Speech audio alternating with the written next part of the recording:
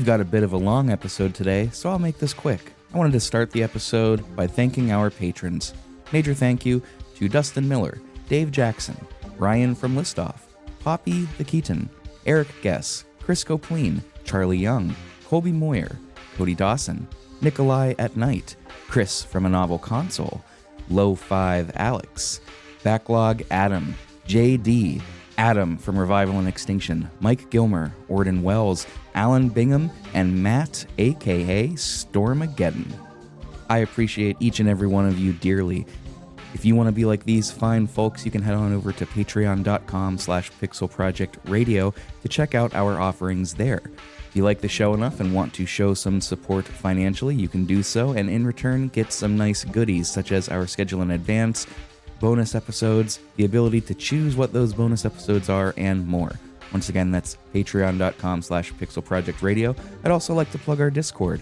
Join it. It's free. It's fun. It's fantastic. It's finally time to start the episode. You can find information on all of that and more in the episode description. So with that, let's get on with the show and talk all things Final Fantasy XIII.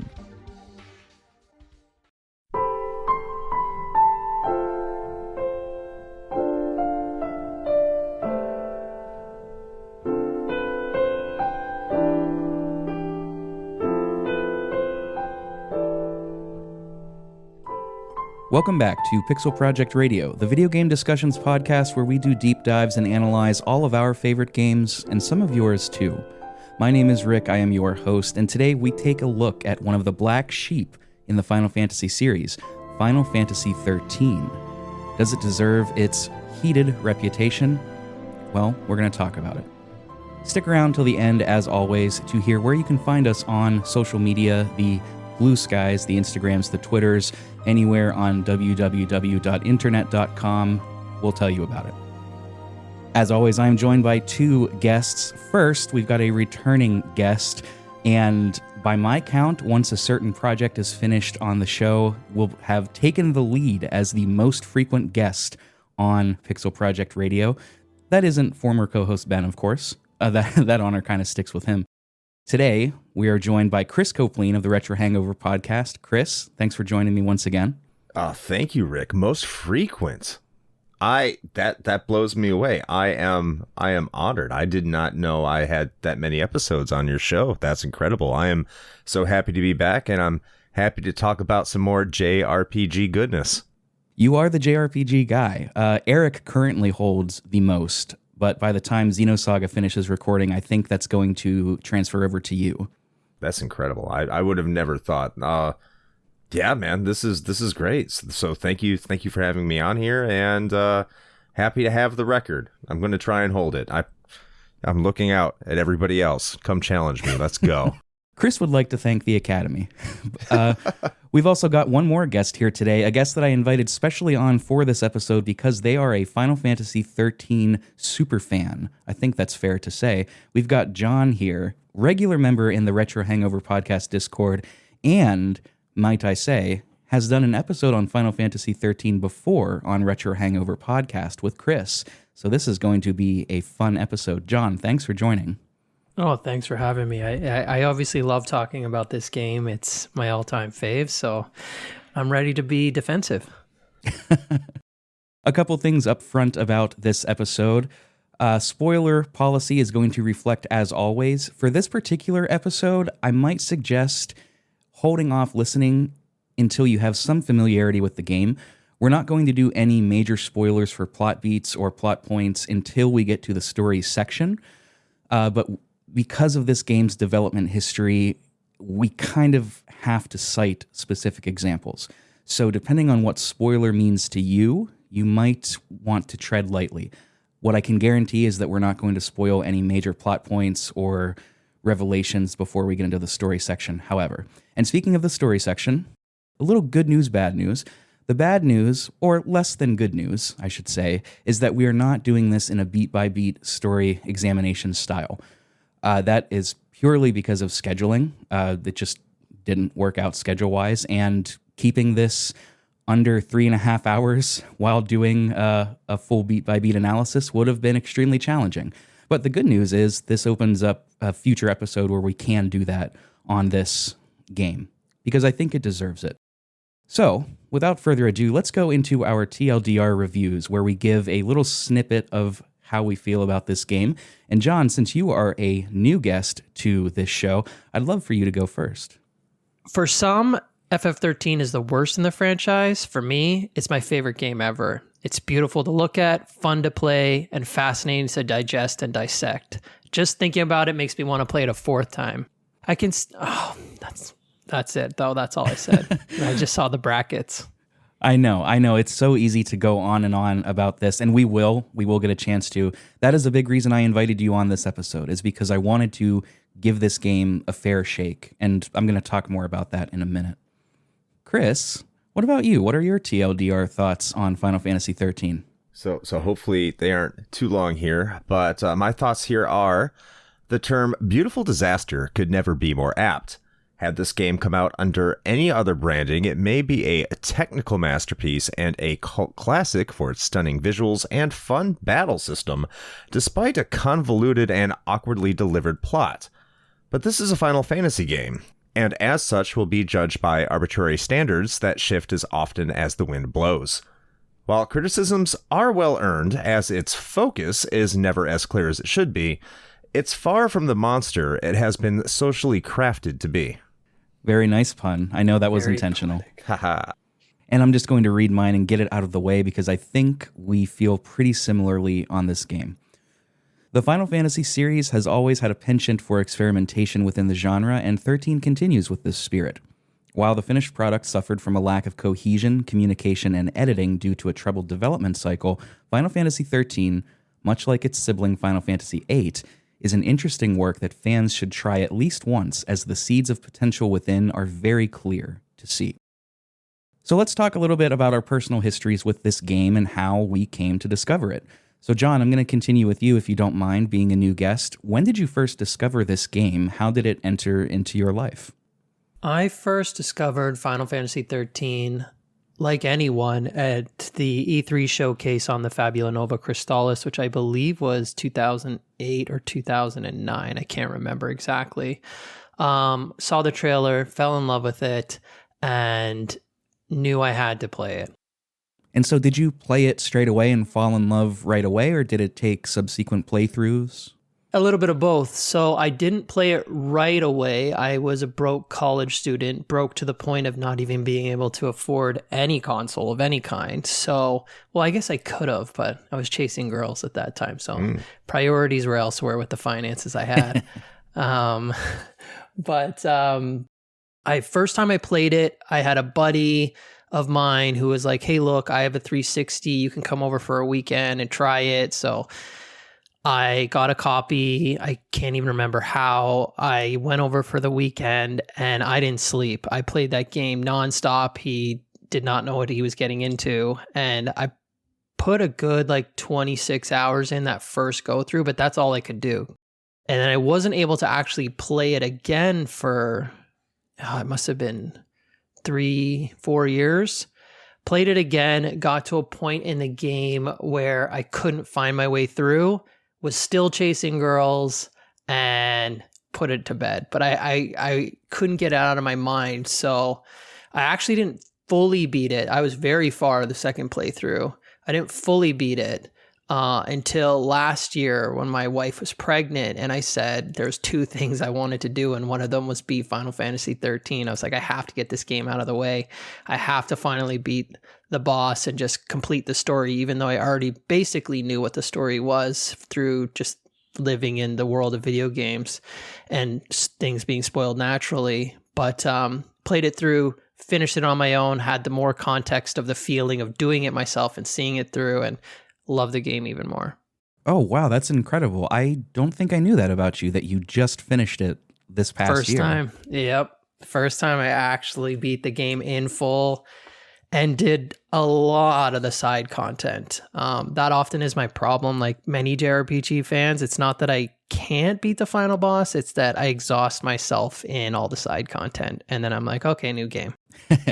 That is so understandable. Chris, what about you? What is your history with this game? I remember it vaguely from our conversations, but please refresh my memory and enlighten our listeners. So, I mean, I might even contradict myself because my memory is spotty, I feel, at times. But I'm looking at the release date. I had to look it up as to why I didn't pick this game up on day one, because the minute I became a Final Fantasy fan with the original Final Fantasy, which was around the time Final Fantasy VI came out, I made it a point to try and get every Final Fantasy game on day one, if not even before day one, like I did with Final Fantasy IX when that came out, when I was playing like the Japanese original. So I was trying to play every Final Fantasy when it released. So I had to look up the release date, which was in 2010. It was during a time in my life in which, like, I was extraordinarily busy. I was getting into essentially to try and translate what the Navy equivalent is here, a drill sergeant, which is a schedule in which you work from 5:30 in the morning until 10:30 at night. So during that time, I did not have any time for video games, let alone probably anything else in my life. And if I did have a day off, it'd probably be sleeping or just seeing if my family was still like around, not exactly sitting down and playing a ton of video games. Even though that was like an active part of my life, I don't think I was really engaged in any new experiences. So I think like a year later, I had a little bit more time off at my job because they give you a break, fortunately. And it was on a Black Friday event, and I think it was $15 at the time. So I picked it up for PlayStation 3. And I still wasn't able to get to it immediately just because, job, work, backlog, even then. And I was become pretty enthralled with what the Wii, and eventually when I could get really back into video games, the Wii U was offering.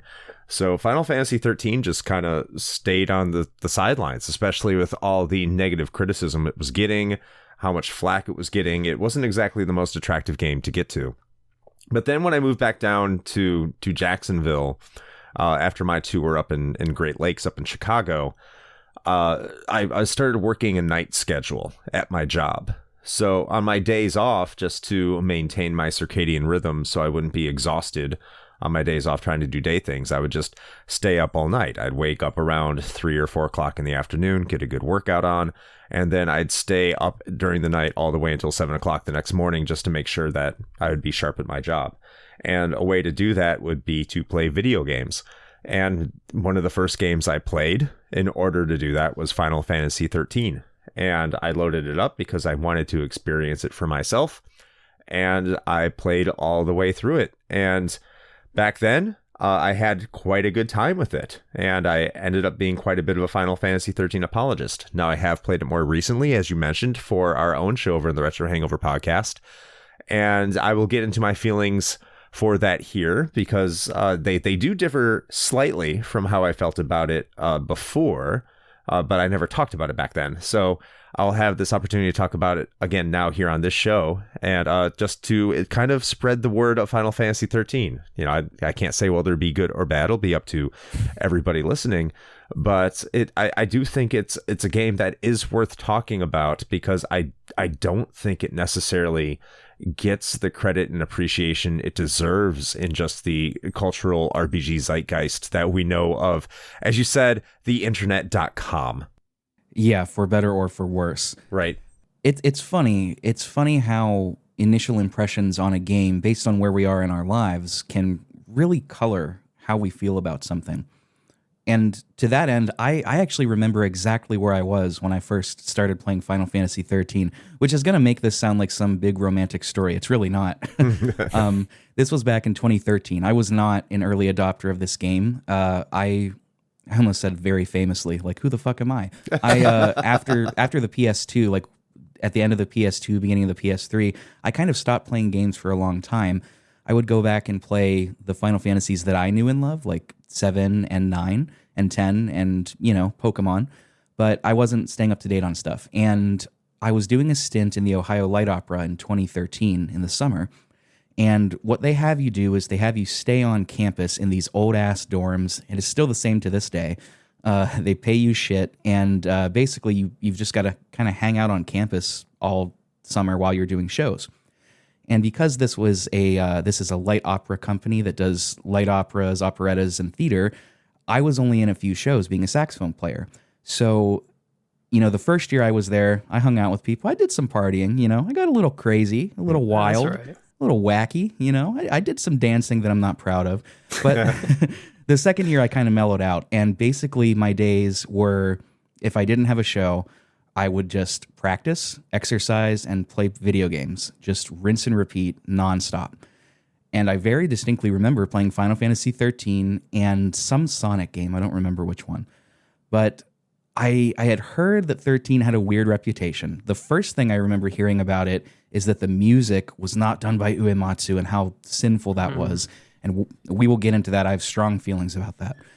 But I remember playing it, and as somebody that loved 10-2, even as a kid, I remember thinking, this feels kind of similar. I really like the way this battle system looks. This game is visually beautiful. I ended up getting kind of burnt out on it. I don't think I got as far as I previously thought that I did, because on this playthrough, even before Grand Pulse, I was running into stuff that I swear I've never seen before. But I never did end up finishing it until, we played it for this episode. And I have strong feelings about it. And I want to get this out of the way before we talk about it any further. This is not going to be an episode where we shit on this game relentlessly with no critical thought. One of the major reasons I wanted to program this into the show is because I'm not satisfied with online criticism in general, but especially for games like this where people decide that it's bad and they don't give it more than a cursory glance or a shallow 5-hour playthrough. I really don't like that. So I wanted to have a detailed conversation getting into what the criticisms are and whether they hold up or not. Spoiler alert, a lot of them do, but it doesn't tell the full story to just say the writing is bad, the story is bad, the datalog is bad. That doesn't tell a nuanced story, and I reject that notion altogether. So that's why I'm really happy to have the two of you on the show, because I know that you're both eloquent in talking about games, and you have a varied and rational opinion on this game. Even John, even as you as somebody that adores this game, I've heard you speak about it, and you can approach it rationally, and that's why I'm excited to have you two here to talk about it. Yeah, happy to be here. That was an interesting story too. I'm glad you danced a little bit and got a little bit risque. It's worth the effort. It's worth the effort to be a little rebellious in life. And I will not lie, I wish I was in a light opera group as well. It's a lot of fun. I know I kind of bashed it there a little bit, but I had such a blast. I played with them for a couple of seasons. Some real classic musicals like Anything Goes and The Music Man. Oh, it was so much fun. It sounds like it. I mean, I'm super intrigued when we get to the point that we talk about the music, because having listened to some of your podcasts and considering your life experience, you have not only like an educated perspective, but a nuanced one relative to your own personal taste. So I am very interested when we get to that point. Thank you, man. I really appreciate that. That's very nice. Before we can get into all of that, though, we do have some facts and figures to talk about. And I debated about putting the dev history last on this one, but I think we should just stick to format. The dev history on this game is complicated, but what's not complicated are the basic facts and figures. So this was released in Japan on the PlayStation 3 in December of 2009, coming worldwide a few months later in March of 2010. It came to the Xbox 360 that same month, same year, March of 2010, and then to Japan Xbox 360 markets later on in December. And then Windows, it came out in October of 2014. It's been ported to various systems, although maybe a bit controversially or notably, this is the only Final Fantasy game to this day that has not had a remaster, and you cannot play it on your current PS4 or 5 without no, you can't do it with a disc either. You can't. No, you're right. You can't. It's an interesting reality that Xbox has access to it, but PlayStation doesn't. Yeah, it's wild. And speaking of platforms, I played this time. I started out playing the PC port on Steam, and classic Square fashion, the PC port leaves a lot to be desired. So I'm going through a period where I adore my PS3. So I whipped it out and I did this on original hardware, and it was great. I had a great time. What about the two of you? I played it the first time and second time on 360, but the last time I played it all the way through last year was on my Xbox Series X, and holy shit, what a difference. The upgrade on that, the accessibility relevant to improved graphical fidelity. Wow, that game looks like it came out now. Similar to John, but I played it first on the PS3, which let's admit is the superior version over the Xbox 360 version if we're just comparing straight up. And it looked brilliant there. I think it still looks brilliant there, but when I replayed it, I also played it on my Xbox Series X through a copy I had obtained for the Xbox 360. And just like John said, the game looks absolutely stunning. Some like real-time water effects that just absolutely blew my mind. I know we're not talking about graphics yet, but yeah, I have to mention that. Also, interestingly, if you do own an Xbox Series X and just one disc of Final Fantasy XIII, you can play the entire game. Yep. Oh, that's really cool. I had no idea. Isn't that the same for Lost Odyssey, or am I thinking of something else? I'm pretty sure it is, yeah. Yep, I'm pretty sure you're correct. Which is funny we bring that up because that game often gets called the real Final Fantasy XIII. It does. We talked about that on my Lost Odyssey series. I don't think that's necessarily fair, but that's also a good game. Lost Odyssey is a lot of fun. Agreed. So, some facts and figures here about the dev history. This was developed by Square Enix Product Development Division 1, published by Square Enix. You can find the full credits on the wiki or the IMDb, but of note, director Motomu Toriyama, who was also on Final Fantasy X, X-2, and 12, among some others. Produced by Yoshinori Kitase. Writers, Daisuke Watanabe, who did a lot of Kingdom Hearts, most of them, along with 10 and 10-2, along with Toriyama. That's an interesting little tidbit that we're going to talk about in a minute. Composed by Masashi Hamauzu, who debuted on Chocobo's Mystery Dungeons, also did Saga Frontier 2, Tobal No. 1, and Dirge of Cerberus. The development of this game started back in February of 2004 and was to be the foundation of the Fabula Nova Crystallis series, along with Final Fantasy XV, which at the time was Versus 13, and Type 0, which at the time was Agito 13.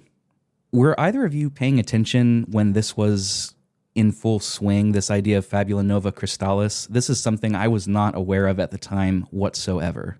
Oh yeah, Yep. I was definitely paying attention. I couldn't afford to play games, but I could afford to stick my face in my computer screen and obsess over these weeb worlds. So yeah, no, I was fully paying attention at the time of the development and was eager to see, especially Versus 13 come out also, which that was a deviation all its own. Much the same, especially with someone who owned a PSP and getting what was supposed to be a new installment of a Final Fantasy game with Agito 13, which ended up being HD Type 0. Well, just Type 0. HD was the PS4 version, of course. So, yeah, I was paying close attention to that. I also was very interested in what Versus 13 would be, because it was supposed to be more of an action RPG, which, yeah, that's what Final Fantasy 15 ended up being. But it was definitely a new direction for Square Enix and what they were doing with the Final Fantasy franchise. So, as someone who had always been invested, I think I remember being a little bit more bitter than excited, just because that's just who I have always been when it comes to Final Fantasy. I'm not even going to lie, because I do remember being quite upset with the fact they were making a sequel to a Final Fantasy game that wasn't Final Fantasy VI. Damn it! Please never make a sequel to Final Fantasy VI. But that was kind of the mentality I was in. It's like I don't know what they're doing to my Final Fantasy. What the hell is even that? You know. That was my feeling, but I was definitely paying close attention. I was just definitely involved when this was all coming out in 2004, and just what were the going-ons of my favorite franchise. It's definitely something that was a huge switch, and we've talked about this before. If you're going to assign, quote, the spirit of Final Fantasy to something, I think it would be this idea of constant change or constant risk-taking, and this idea of creating this whole new inter-series of worlds within the Fabula Nova Crystallis series, I think that tracks pretty well. They kind of did that with Tactics and 12, what with the shared lore of Ivalice, but I mean, this is to a whole new level. It didn't work out. No, it didn't. But, you know, ambitions were there. And cinematic trailers. Oh my God. The initial trailers for the Fabula Nova Crystallis world were second to none. They were so good. Very impressive. Very impressive. Yes, even watching those in retrospect, it is really something to see. Speaking of development not going the way maybe they had hoped, in the first year or so, Toriyama and Kazushige Nojima fleshed out the core ideas of this plot and of the lore of the world, but in about a year or so later, in 2006, that's when Daisuke Watanabe joined. And this is where communications began to break down across the team and directions began to become a bit clouded. So Watanabe, as you know, somebody working directly with the scene production and the plot beats, received a rough outline of the first several chapters, and it had important scenarios, important story beats that needed to be kept. Toriyama kept everything pretty vague. One example that I saw put about a lot was, quote, "Snow and Hope reconcile." And then Watanabe was to build the scenario around that. The problem is that they had different ideas about who the characters were, and things began to shift. I think Snow's personality or convictions or views of how certain events took place kind of shifted in Watanabe's mind, and it changed from Toriyama's original vision. This, combined with just general communication issues across the team and the script being rewritten, I saw the figure around 5 times. I'm not prepared to put a quote onto that, but things were troubled, and that's going to be a theme across the rest of this development, unfortunately. So I know I'm going to go a little bit on a tangent here, and if you don't like that, I mean, just stop me at any time, Rick. Of course, it's your show. Oh no, go. But it makes me wonder how much of this actually contributed to what was going on with. I mean, let's admit it, the dip that happened during the early parts of the HD generation for the Japanese market. Maybe it was a generational shift. You saw a lot of baton passing over to other creators. This isn't the same team making Final Fantasy that you had under Sakaguchi, or really any of Sakaguchi's successors that Sakaguchi spent a lot of time with in developing these. And you know, you look around at a lot of other developers and publishers. Capcom started failing during this time. Konami started failing during this time.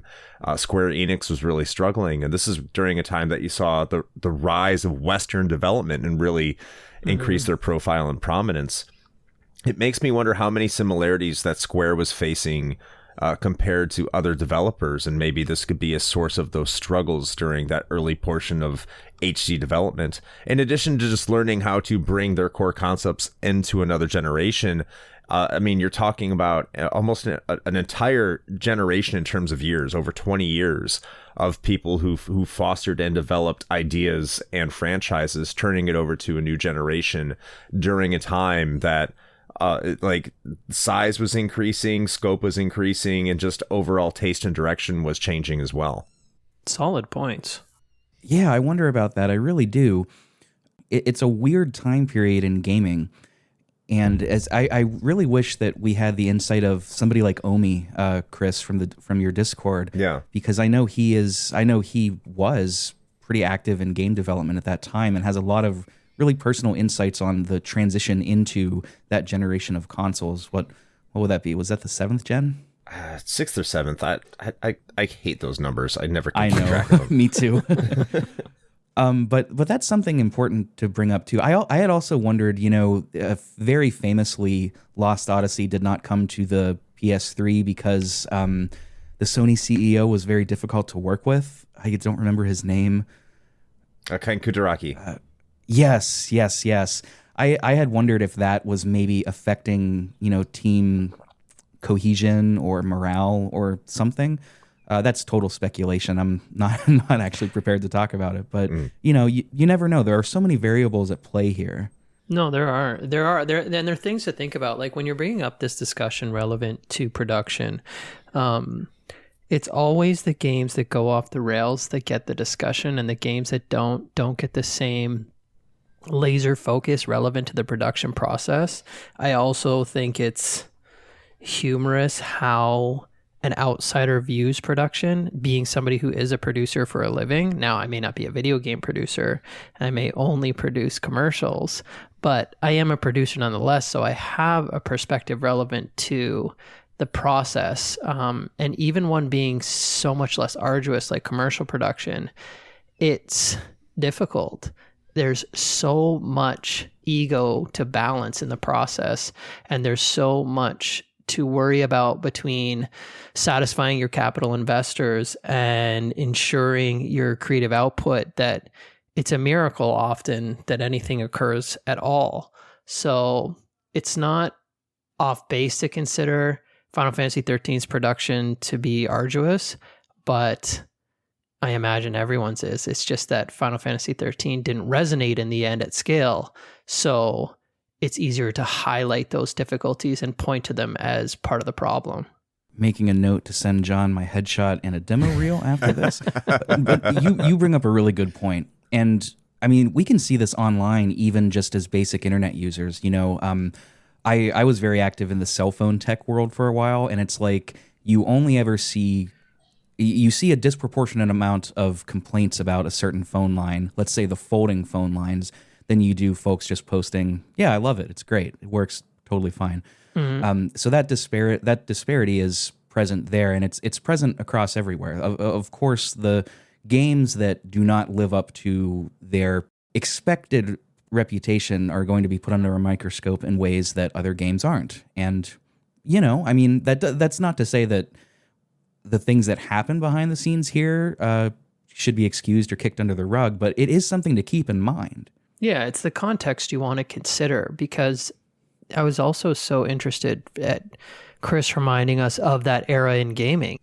It was a game-changing moment relevant to East to West. That was the beginning of Western dominance, maybe in not just in develop, but in platform. The 360 was so successful, and that shook up a lot of things. We also have to remember that, I mean, I don't want to be any more apologist, so I won't belabor the point, but Square was going into 13 having had a other series of games that didn't necessarily resonate with the fans. Like 11 brought in a new audience, but it didn't retain a lot of its existing audience because they weren't MMO players. Sure, it translated a portion, but it didn't satisfy the whole.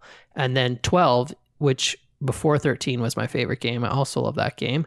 But I remember the time being just like belittled for liking that game because it was so loathed. So they were also under the gun to get the fandom back. And that's a pressure all its own for production. Not to mention Square Enix, just if you can think of a game that Square Enix released during this time that's notable, what is there? Like Infinite Undiscovery, which I don't think anyone can really name off the top of their head. And there's Nope. The Last Remnant was another one that they released. I don't know if that came out before or after Final Fantasy XIII, but you're talking about just not a lot of memorable all-time classics that I believe a lot of people can just off the top of their heads say, yeah, that's great. And there's probably some people who are like, well, what about this game? That they're probably just, that I can't remember and they're just bringing up. You know, screaming, the listeners right now. Yeah, screaming at me over their headphones or car radio or however they listen to this. But like, I just can't be like, I can't think of Square during this time period and just really hitting all the notes on the 360 or the PS3, especially with the PS3, which was struggling during this time.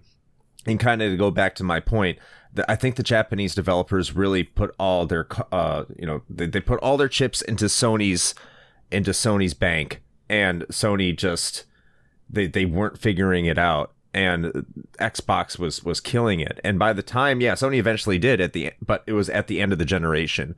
So you're talking about half of a generation where Japanese development, like, they weren't being rewarded. It was extremely hard to develop for this console. Rick kind of, inferred that Ken Kutaragi was a massive douchebag. So you have all these problems that the Japanese developers are probably going through, whereas Western developers who are already on PC architecture working with the Xbox 360 are thriving. And you have to imagine that a company as international as Square Enix was trying to find a way to grab a piece of that pie, and that it was just extraordinarily difficult to do so. And they added to that development struggle by having Crystal Tools. Yeah, absolutely. That was just a whole other wrench in the plan. Exactly so. Crystal Tools, for folks listening, was a new proprietary... that word. That's my Uematsu, Chris. the new proprietary engine. 13 was originally planned to be a PS2 title, an end-of-life PS2 title, but after the massive success of the Final Fantasy VII tech demo at E3 2005, which even I remember seeing, it was a bombshell in the video game world, they decided to move 13 over to the Crystal engine. The trouble there is that engine was being used to develop a host of different games, the Fabula Nova oh, geez, Louise. You know what I mean. Versus 13 and Agito 13, Type 0 and Final Fantasy 15. It was being used to develop all of these, and they tried to make it into a universal engine, which, combined with the PS3's notably tricky architecture, created some problems and slowdown. Here's where I'd like to shout out Omi in Chris's Discord server. I don't think he listens to the show, but major shout out to him for turning me on to this Game Developer Magazine interview from 2010 in October, where Toriyama and Maeda gave a post-mortem on Final Fantasy XIII about what went right and what went wrong. For the sake of time, just because, I don't want to devote too much time to not talking about the game itself, but some of the things in this post-mortem, which will be linked in the show notes, by the way, they mention a lack of a shared vision and all of the sort of communication issues in the team. They talk about the Universal engine, the Crystal Tools engine being a bit of a struggle, the limits of a traditional team structure and how that kind of limited things. You would have teams that were so devoted to making their scenarios or locations look amazing, and now that the PS3 is so much more powerful, they would develop this one location that was only in a shot for maybe 30 seconds, and it took so much development time, and it just bogged everything down. It's in some ways, this game succeeded despite itself, and that in and of itself is fantastic. The post-mortem also goes into things that they did well. It's not all doom and gloom, but I encourage you all to read it because it comes straight from the most reliable source you can get, the people that were working on the game, and it's available on archive.org, so you can read it without any kind of subscription. It's awesome. Thank you, Omi, for that internet find. Good stuff.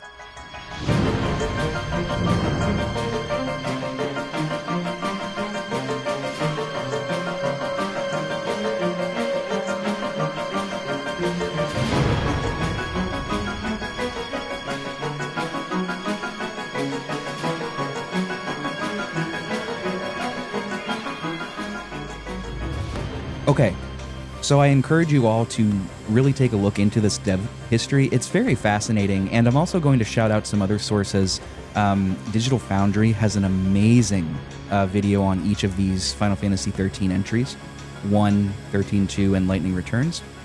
One of my favorite YouTube channels, Brando SP, has a really great video as well. I consulted all of these. I've been thinking about putting sources in my episode descriptions, but I'm not sure people really care. I love that. I love when people do that. Oh, you do? Yeah, well, if you're going to reference something, I always love reference notes. Even if I don't check them every time, I like knowing that if I'm going to return to this, I can check it. It's a nice thing to have. That is actually really good info to have. I might move forward and do that, and it'll keep me honest for not slacking. So let's get in and talk about this game, because there are a lot of things that this game does well, and we're going to start off with something that I think is a success in this game, the Paradigm Battle System, also known as the Command Synergy Battle System. So I have made it no secret that I love Final Fantasy X too. It is still to this day my favorite battle system, and so much of that DNA is here in 13. It's kind of astounding. And if you're fans of Final Fantasy VII Remake, I have heard it said that that game is a sequel to 13 more than it is to Final Fantasy VII Original, and you can see it in the battle system there too, because this is where the stagger mechanic came into play. Yes. So this battle system was developed largely by Toshiro Tsuchida of Final Fantasy X and 11, who left immediately after and leading up to Final Fantasy 13. Did not get the impression that that was a leaving on good terms, but I could be wrong. This system is largely inspired by the ATB system that we all know so well. And, you know, it can be seen. I think the 10-2 system is different, and I do prefer it for a few reasons, but it is very, very similar to 10-2 system, 13's is. But here's how it's kind of unique. Instead of your traditional ATB bar where it fills up from 0 to 100, when it gets to 100, you can make your move. It fills up in segments. You start with 2, then you get 3, and then you get more as the game goes on. Each standard move, let's say attack, fire, that takes 1 segment. Heavier moves, such as blitz, which attacks an area, or fire or haste, they take up 2, and so on like that. What this lets you do is it lets you fire off moves quickly, or it lets you bank your moves to fire them off all in a row, or, you know, use stronger moves as your meter fills up. You can also cancel out as your meter fills up as well. So if you lock in 3 attacks and you get up to 2, you can press a button to cancel it and just fire off the 2. That works fine as well. This is important because the game's battle speed and the stagger system are at the forefront of everything, I think. Yeah. Agreed. It's entirely fair, yes. And this isn't like a major thing in this one so much as it was in 10-2, but in addition to stagger, the proper noun, you can also kind of interrupt enemies and stagger them that way. Like if they're about to attack you, you can launch an attack on them, and if it staggers them, you're safe. If it kills them, you're safe too. That's really strategic, and I really like that. I mentioned fire, by the way, and haste. MP was completely left out of this game. There's no MP. The reasons being were they cited that they felt that players were too afraid to use high magic skills because of the high MP cost. And I gotta be honest, that for me, that couldn't be farther from the truth. I fire those off like crazy. Agreed. I actually find that interesting that they could come to that conclusion. But it does work out because this game's battle system is very fast-paced, and it relies on you strategizing your paradigms and making use of the stagger system. So let's talk about the stagger system first, because I think it's pretty straightforward. You build your enemy's stagger meter from 0 to 100. When it hits 100, they are more vulnerable. They take more damage. They get interrupted. If you stagger them in the middle of an attack or a charge up or something, they get interrupted typically. And it's a way for you to strategize your paradigms, which we'll talk about in a second, and take advantage of the tide of battle to deal as much damage as possible. John, I'm going to kick it to you because you have, I would think, more experience than Chris and I. Is there anything I missed in this stagger system that you'd like to elaborate on? The only thing I would add in, I do like that you brought in that you can interrupt actions. One of the ways that you can interrupt those actions that's in a really fun manner is the launch inside of both stagger and attack in any sort of way, is your characters have the addition to be able to launch the character that can help you amplify a stagger effect or prolong it so that as long as they're up in the air, you can continue to attack them and keep your party safe. So there's that little launch element in there. And also when you're staggering someone, how you're not only doing more damage, but there are different multiples that you can game to bring that damage up to multiple hundreds of percents. So like, you know, the stagger makes you reevaluate every single enemy and how you're going to approach them. If you want to be very successful in the game, you focus on that and you strategize on that sort of an approach of like, okay, what's this enemy? What's its weakness? And how do I get them to stagger? And then once I get them to stagger, how do I get that amp meter just to ride high, 999% is the goal. That's a good point. There were many battles where I would just time my attack such that you launch an enemy and then people just attack one at a time so they never fall down and you just juggle them in until they're done. It's great. Oh, I love it. Yeah, I love how fast paced it all is. It's a little annoying that some of the battle animations relevant to spells aren't as dynamic, but the pace that you are going at and the intent to try and achieve this stagger effect, I find much more engaging from beginning to the end of the game, because it adds a level of strategy. Like, you can't just level your way up into excellence. Absolutely. And speaking of strategy, paradigms are a big thing in this as well. Essentially, what your paradigms are is they are pre-selected combinations of character classes. So in this game, you have a total of 6 classes, I believe, and they can kind of be slotted into 3 categories. You've got your offensive class, which is your commander and your ravager.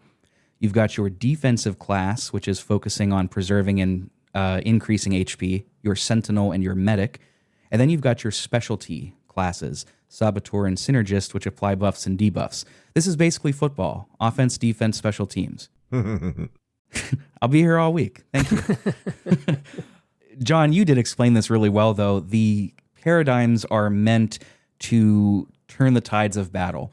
So you will start off. This game shuffles you around between character groups a lot. So one moment you might be Saz and Vanille, another moment you might be Hope and Lightning, and then sometimes you get you get 3.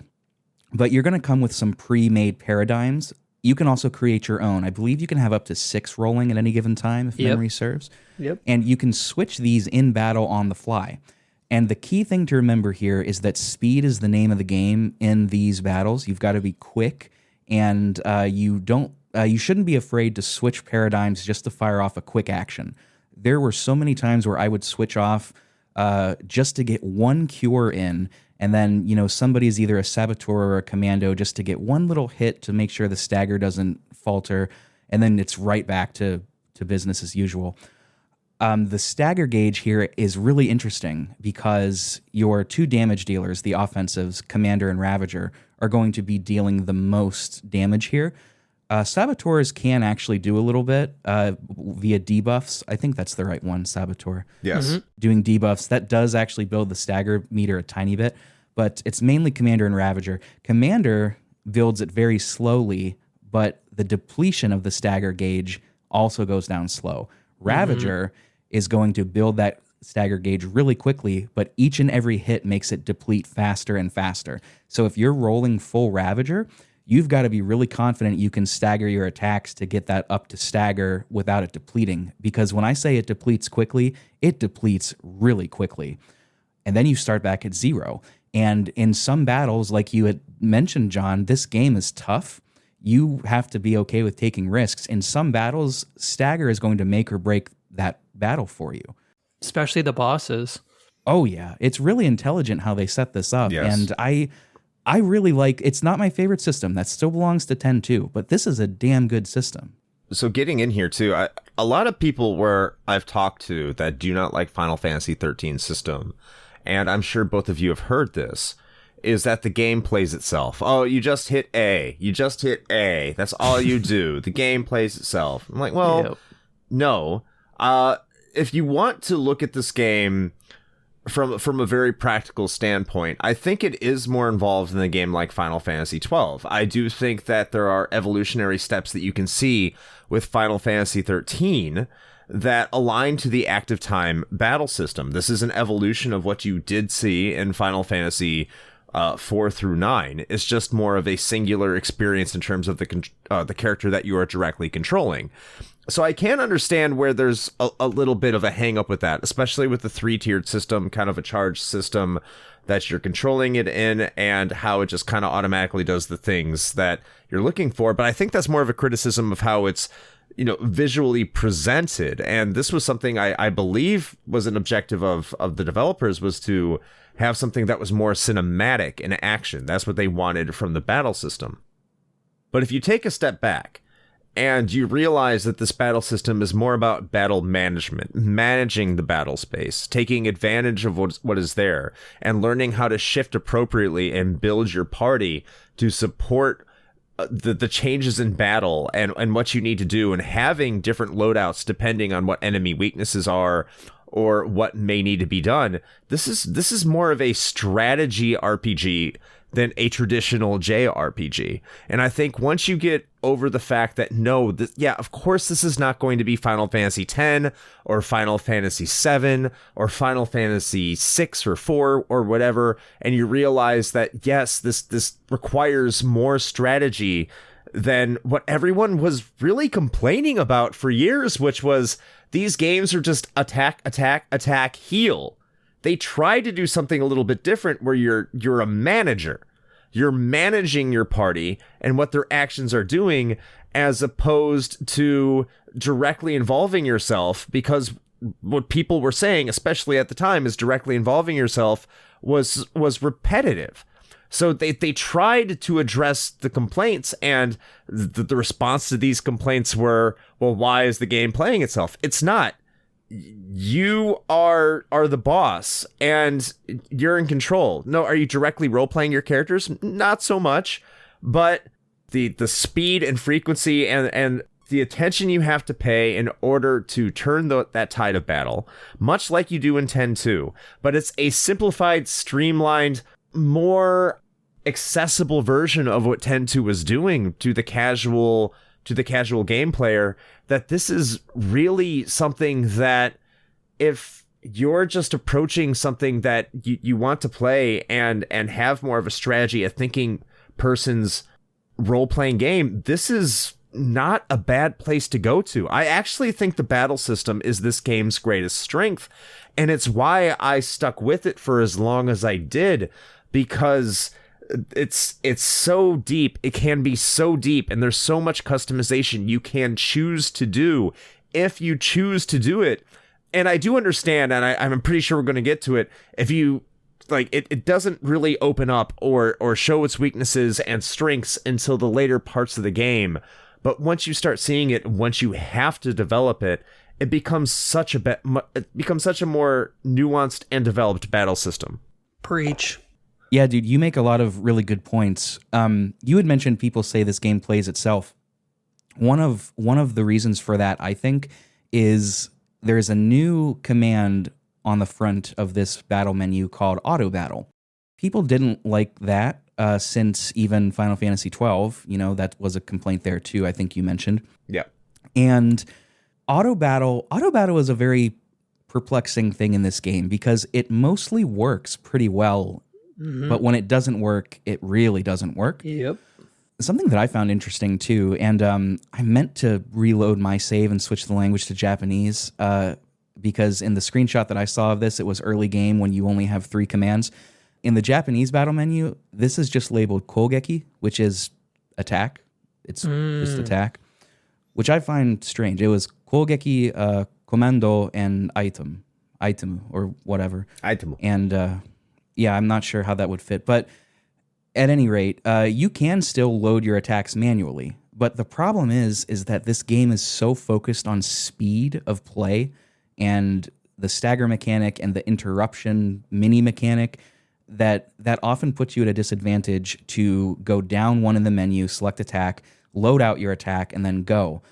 Auto battle is super useful if you are a commander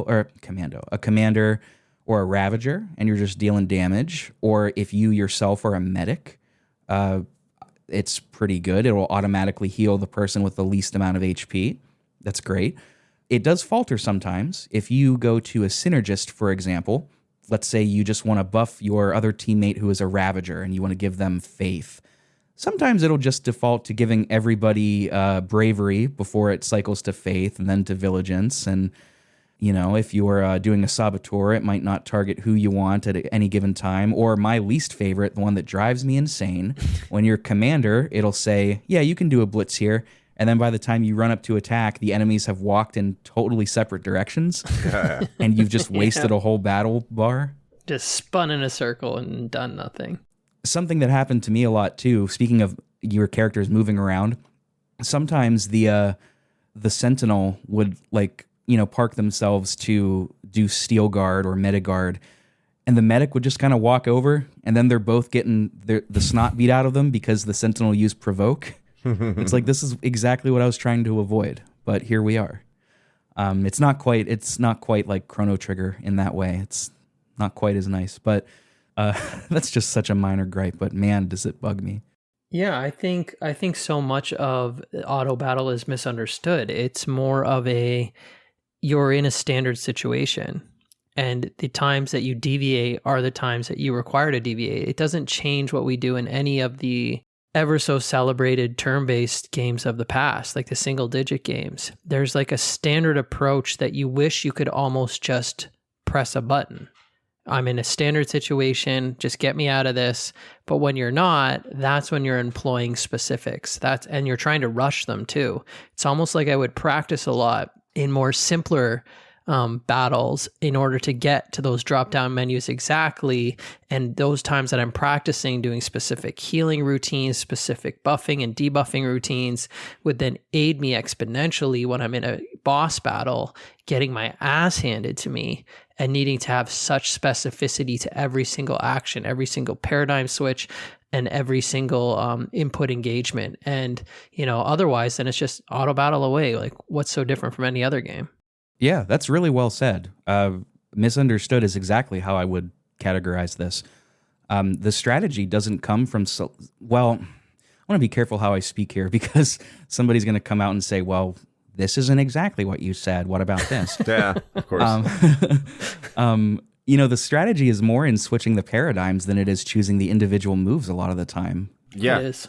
I don't even I think auto battle it is a bit of a misnomer. I think that if it had been attack, it'd be a lot better, just because I think that it would calm a lot of the criticisms about the battle system in and of itself. But you're right. As I already said earlier, this is about battle management. So I love that. You knowing which paradigms to switch to is more critical than the actions that your character is performing. Because one of the other things is, if you're getting through a dungeon, yes, there are some problems sometimes that you run into when your characters, if you're a Ravager and they're like, yeah, I'm going to cast Firaga on a fire character. It's because the game wants to learn the weaknesses, because you're supposed to be scanning them through the command function. But you're right. You get into the search, you get into the speed of the game, and you're not going to be inclined to do that because you're just going to want to attack some of these enemies, especially if they're more difficult, and not waste a turn trying to figure out what those weaknesses are. And your characters will eventually figure out what they are, unless they don't, and then they die. But then that next time you encounter that enemy, if you do happen to die, it's better to scan them so you know what their weaknesses are, and that way your characters will automatically perform the correct actions. So if they're not performing the correct actions, it is something that you can remedy. It's not something that you can't do, and it is something that you can easily do as well. So like people saying, I don't feel like I'm in control, and then saying my characters aren't doing the correct things. Well, it's because you weren't doing the things that you were in control of. So what is it?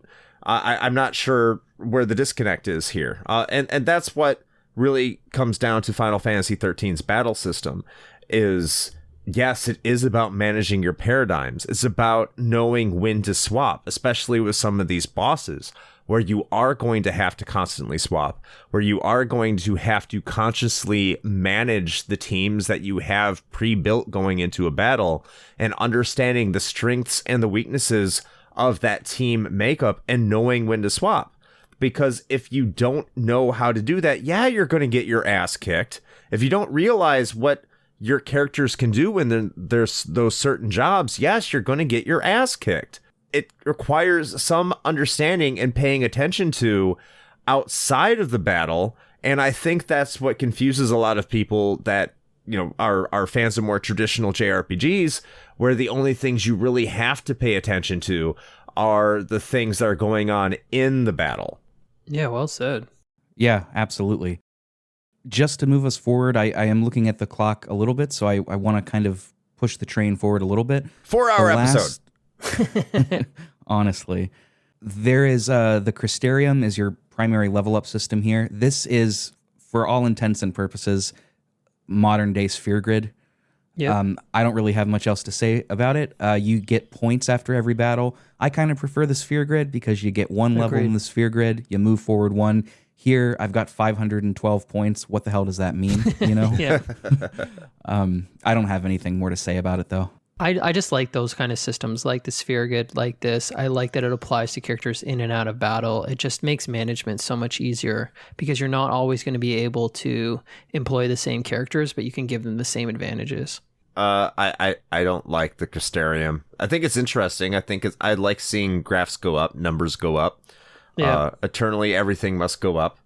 You know, when I see this Crystarium, especially because it limits you, I don't like that. Fair. It gets to a point where like saying, you know, this is your cap for now. You got to wait until you defeat a boss and then it can go up later. That's kind of shit. Where the sphere grid never does that to you. So I agree with you, Rick. Like the sphere grid is the superior way of doing things, and since it takes so much influence from that, I wish they had just stuck with that. Maybe I don't know why they were so reticent for that, because like I don't like the license system from 12 either, which is kind of like a more liberal version of the sphere grid. And I think they were trying to restrain it a little bit more because 12's was too free, and which was reflected when they remade 12 with the Zodiac Age. So I think that feeling was there as well. But I think they went too restrictive here with the Crystarium. One thing that I think most people will say that 13 did well in this aspect, though, although I go back and forth, but that's just because I'm stuck in my old ways, is that even if your characters aren't in battle, they are earning experience points. Mm-hmm. True. So whenever you get forced to switch to Snow, who weirdly you don't use a ton in the first half of the game, he's going to have just a boatload of Crystarium points, and you can just go through half of his entire grid all at once. I think most folks will say that is an A+ choice on their part. Yeah. Numbers go up eternally.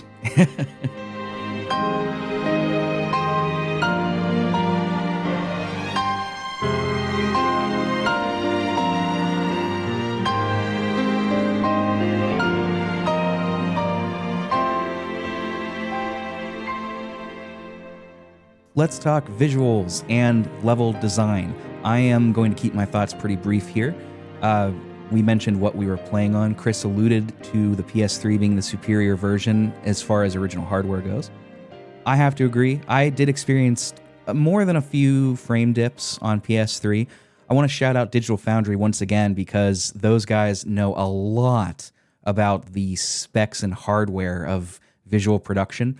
And I'm not going to parrot what they say or pretend I know as much, but something of note that they mention is that the PS3 version ran at a pretty standard 720p, and the FMVs were a full HD 1080p. For whatever reason, even though the Xbox 360 had a pretty strong GPU, it ran at a lower resolution, somewhere around the 500s or something, and the FMVs were pretty compressed, enough to be noticeable anyway. I don't know why they did that. Because they were on DVDs and not Blu-rays, I would assume. Oh, is that why? I know it came in 3 discs on the 360. That would still be my guess. I'm not speaking as a technical expert, but just being on a DVD is just probably... God, I'm going to pull a lot of shit out of my ass here. I'm going to sound horrible. But just like, it's still a standard-ass DVD. And the amount of data you could pull from that, and I would imagine the compression coming out of a DVD would be harder to really reflect. And I was about to say, yeah, it's not harder to get true HD on a 360, but it did it pretty well most of the time. So that's what I'm just pulling shit out of my ass. But that's probably the reason. And they probably were optimized with the PS3 in mind. And it was a port over to the 360. And so when you're going, again, out of my ass, going from the cell architecture over to, whatever the PC architecture is, the x86, whatever it is, that was probably a complication in addition to going from Blu-ray, which is optimized for an HD delivery system, as opposed to a DVD, which is not. But data's data. That's what it really comes down to, right? I couldn't give you a real explanation, but that's what I would hazard to guess. There's a lot of shit coming out of your ass right now. It is. It's like diarrhea right now. It's horrible. It's a splatter fest. Yeah, I don't know the reasons why, but if we're talking graphical fidelity, again, I will promote anyone that has an Xbox Series X to play it, because the detail work that you see inside of these levels that I did not see the first 2 times I played it was mind-boggling. Absolutely beautiful visuals in that game from beginning to end. There's a few areas that lacked the same integrity, like when you're with Vanille and Saz in that I don't know, that little like fake Vegas area. Oh yeah. It dropped real quick, right? Like you could tell it wasn't as finished, but some of those areas, like the very beginning when you're on the hanging edge, when you're in the Ark, Grand Pulse, the Cradle, man, my jaw drops like constantly playing that game today. And to think it's as old as it is, I can't think of any game off the top of my head. And I haven't played as many as Mo's listening to this podcast, but my God, from the era, it looks again like it could have come out today. I'm just going to say, I'm sorry to interrupt, but I'm just going to say the one scene, because this is not what I'm pulling out of my ass, by the way.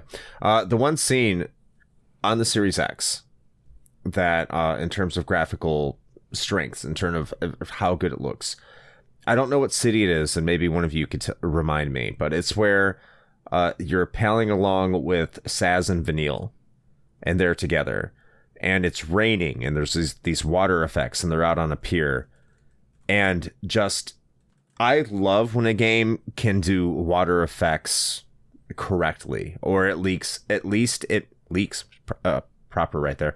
At least it makes it look like real water, and that just absolutely was stunning to me with all the details that were there.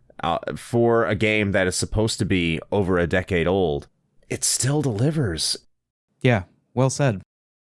Before we move on to music and sound, there is one very large criticism that always gets levied in this game that I think we should talk about.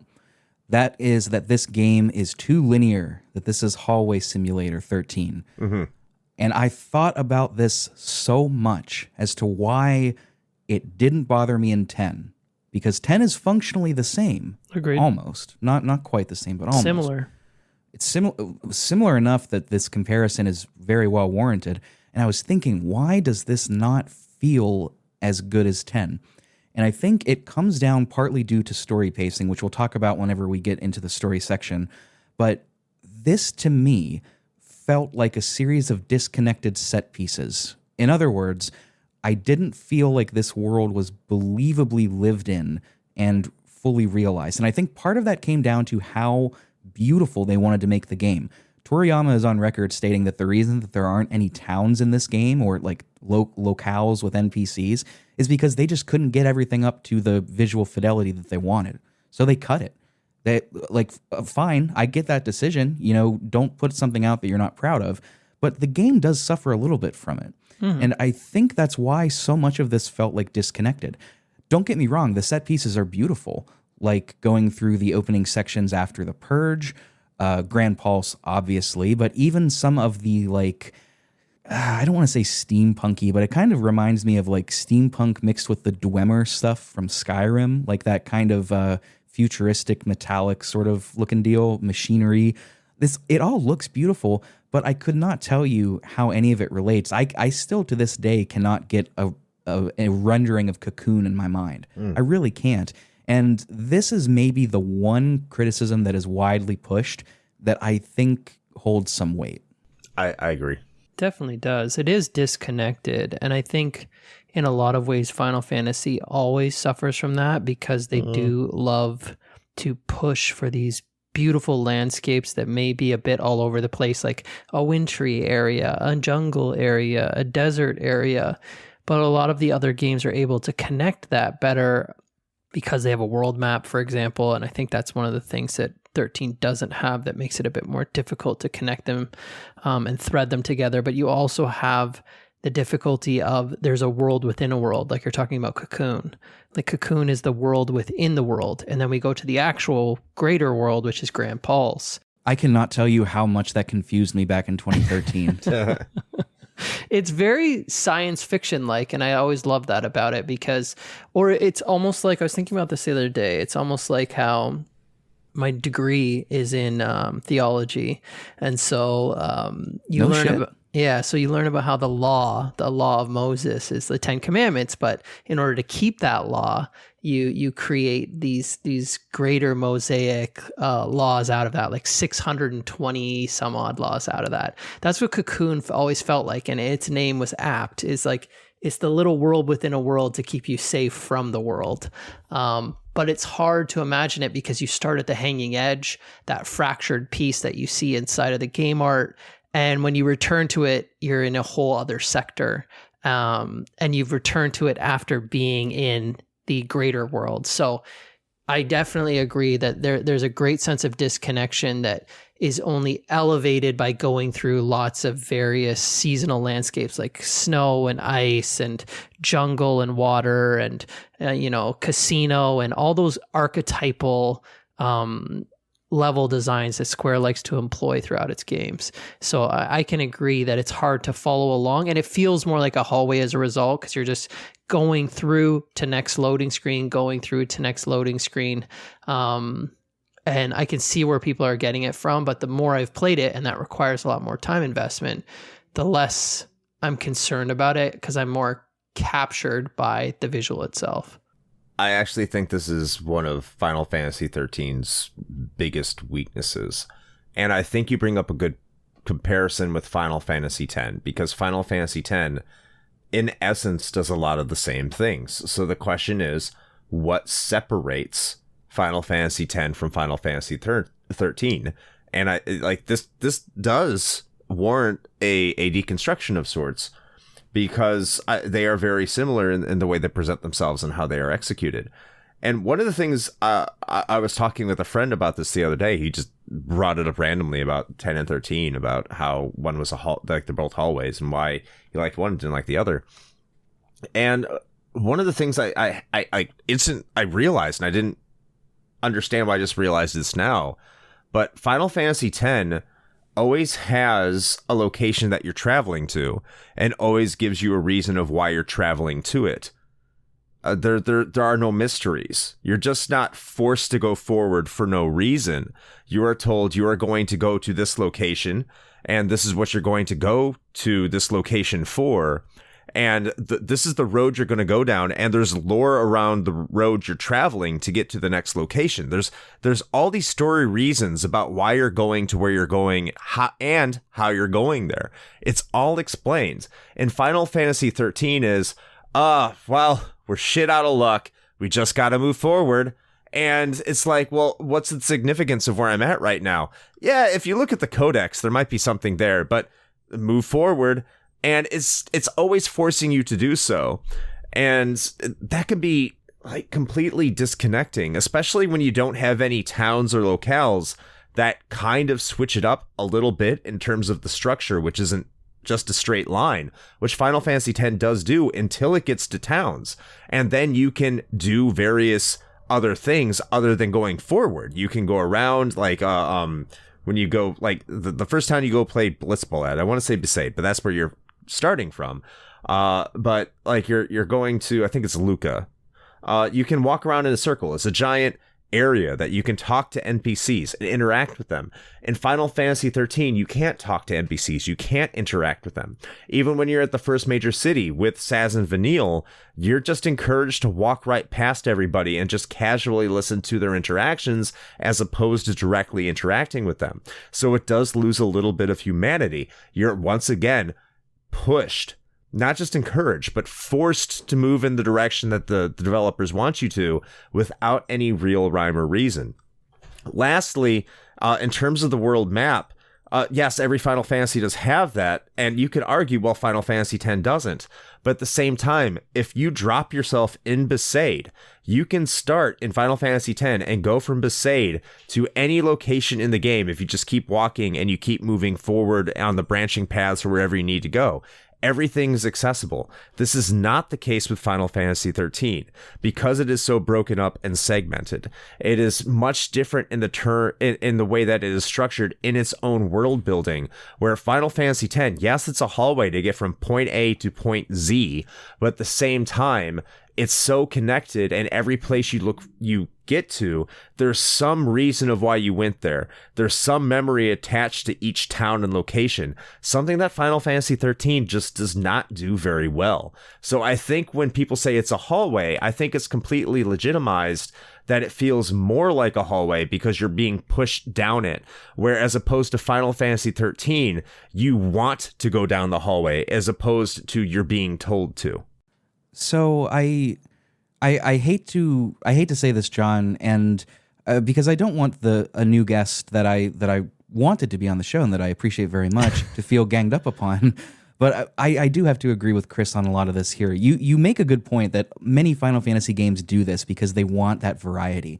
You know, thinking back to 10, I mean, 10's a great example. How does Mount Gagazet connect to Besaid or Luca? Fuck if I know. I just go there in the airship, right? Even Final Fantasy IX, which is my all-time favorite, it has this to a degree. Not quite as much because the world map in that game looks really quite good, but it's still part of it. And I think your penchant for sci-fi and obviously your replays certainly are benefiting you, but and certainly would benefit any listeners that are playing it that way as well. I'm really sorry to say I got to agree with Chris on a lot of this. It also doesn't help that shopping is done at save points. That stuck in my craw for a really long time. That just really bothers me. It made it feel very artificial. Yeah. Yeah, that too. Yeah, I'm sorry, man, but no, I it's gotta okay. agree with Chris on this one. Yeah, no, I can see the rationale. I think. And it doesn't bother me. I think the difference that I would argue is the narrative's driving you forward by itself. You're on the run constantly. And without spoiling, you're also being manipulated in a grand scheme to go forward that you don't get revealed. And a lot of people miss along the way, but you are being manipulated forward in this hallway. So there's narrative rationales throughout as to why you're moving and how you're moving, but you don't understand why it's happening. I do feel you get a lot of the character POV of being confused and scared and motivated to move forward without knowing, because you share that position with the team. But it does make sense as a game player why this becomes a pejorative, why this becomes difficult to digest and easy to complain about. So I don't mind that people have the criticism. I share it to a degree at times. The shopping at save points, I understand that as well. It's much more just purely transactional. There's no real value to it. But the other point is I lost the concern about things like towns and so forth because I was like a leper on the run. And so it kind of, it made me instead fall into the narrative more by default of just like, nobody wants to be around me. I'm an enemy to the state and all I have to do is keep running, but I don't know what I'm running to because I neither want to follow the mission that I've been given, but I need to figure out a way out of not having to follow that mission because the consequences are too dire. That is fair. If you're engrossed in the story, I think some of this will not scratch you with as much friction. I think it ultimately comes down to, it comes down to taste. If you're in this story so deeply that you can really embrace the idea of being a nomad and being on the run, an enemy of the state, as you said, then yes, I think that might not bother you quite as much. I'm somebody on record, I love world building the way Tetsuya Takahashi and Soraya Saga do it in the Xeno series, which is kind of opposite to this. So I'm coming from a place of bias even. But that's an excellent point. I mean, the story combined with the fact that they cut all of these towns because like it couldn't make them look as good, the story kind of helps bandage over that. because it's like, well, you're not going to go back to any of these places anyway. You can't. You'll go to jail. Well, no, you'll get killed. But, you know. Chris, you were about to say something, I think. No, I was just agreeing. Okay.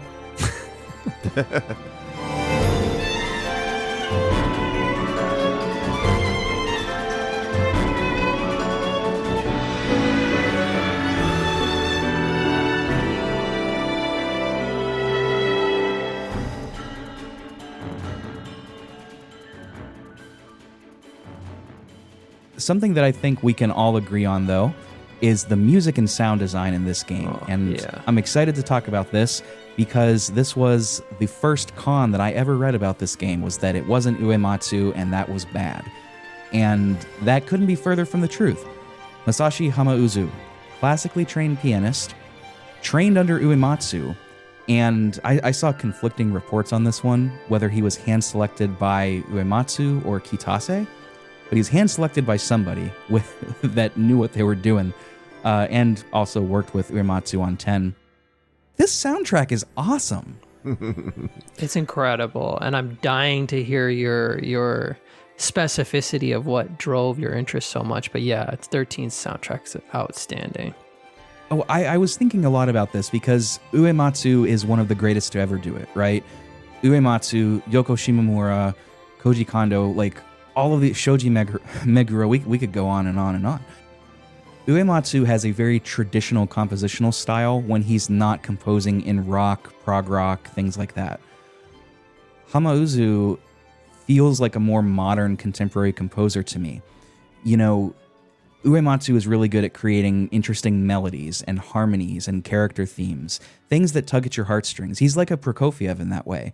Whereas Hamauzu is more focused on how interesting timbres and soundscapes can interact with each other, these flashes of color and flashes of points of interest, rather than leading you along with a melody and here's melody A, here's melody B, and here's a nice little cadence. He's not as interested in that. He puts out a lot of gestural patterns, things that you can't really hum, but they're flashy and just out of... a good example is Saber's Edge. It's one of the very first tracks in the... Well, not one of the very first, but it's an early track in the game.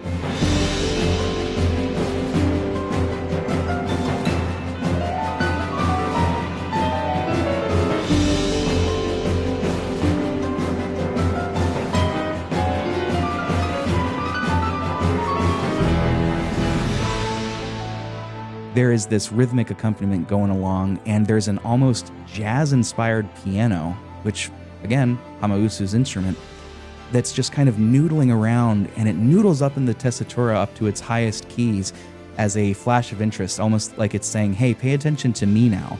You heard that really cool rhythm in the brass and the strings, but check out this. And it's just so interesting. He's not trying to write the next great American. Yeah. Jesus Christ. The next great melody.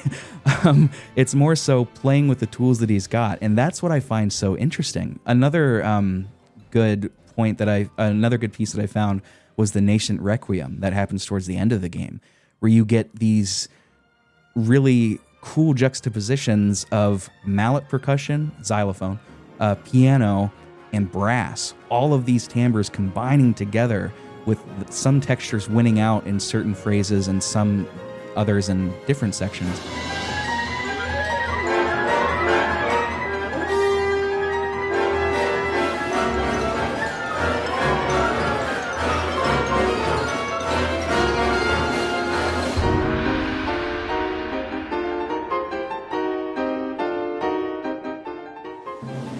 That drives the compositional interest forward, not the melody.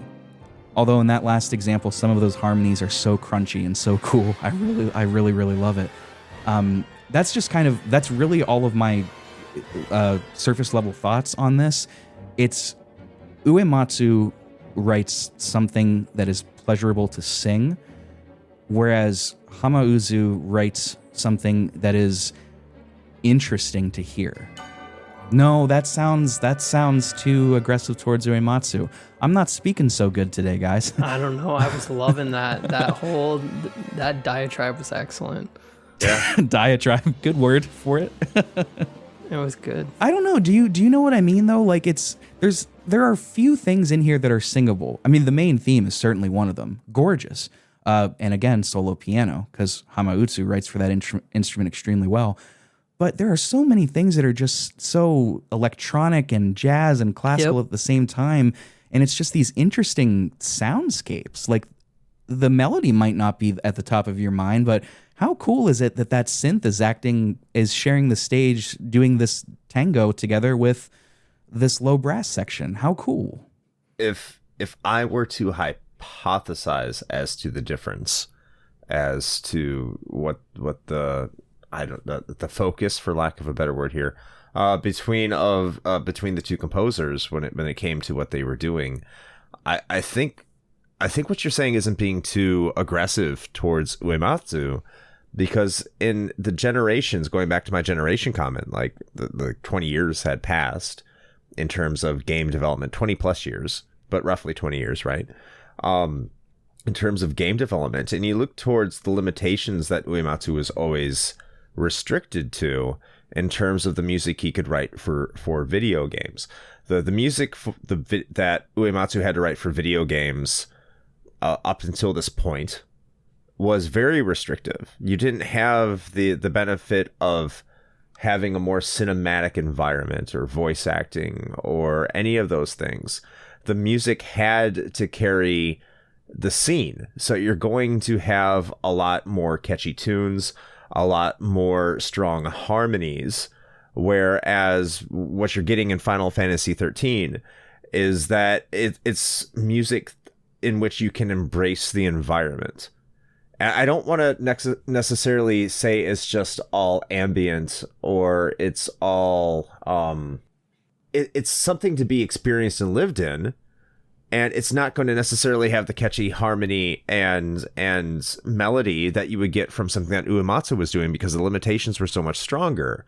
So it's a different mentality you have to make when you're approaching how you're writing music, especially in this era of video games, where you have to be much more conscious of a cinematic approach just due to the necessity of the games that you're developing, which is something that Uematsu, didn't have to do, but that was through the restrictions that he had to encounter. So I think that certain approach to how music is written, especially with the amount of tools that are given in the more modern era, would probably explain that design approach. I think that's fair to say. One last little tiny thing, and John, I'll hand it over to you. Uematsu, from what I read, was originally slated to do this soundtrack, but I think I saw that he then got shifted over to Final Fantasy XIV to do some work on that.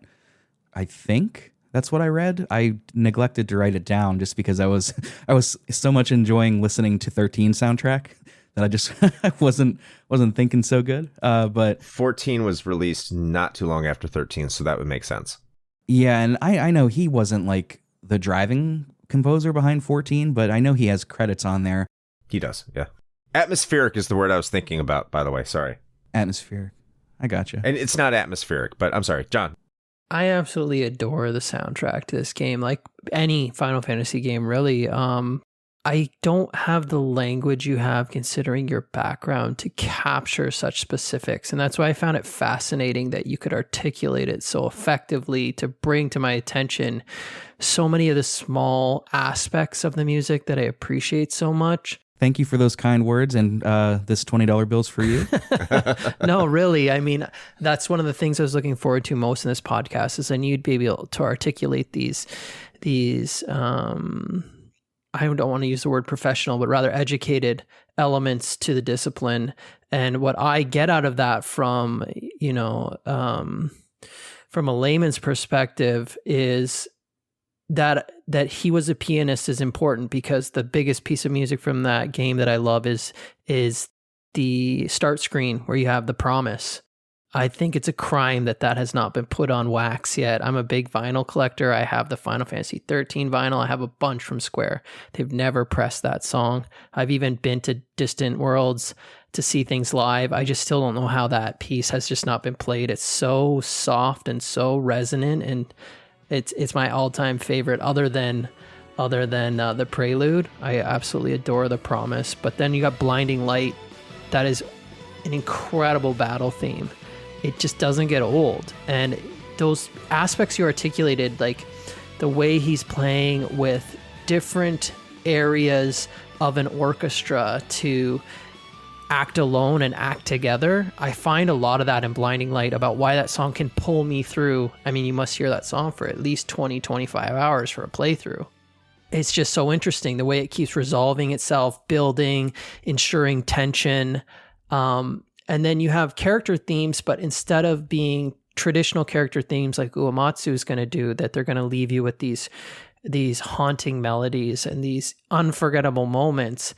Instead, they're like Chris's point, they're much more cinematic. They're playing into the moment and they're enhancing that particular moment. They're teaching you, I find the soundtrack at times can teach you about the character and the scene that you're not getting out of the dialogue and the visual. And they're working together in harmony to paint a better picture and create a better experience for the gamer. So, I mean, it's not as poetically put, but that is some of the highlights that I see in the soundtrack. No, that's well said. I agree with you. The soundtrack can add a lot to the story that it can embellish points of the story that maybe we wouldn't pick up on immediately through the dialogue or, practically speaking, through the limitations of the hardware to animate faces. That's a big one.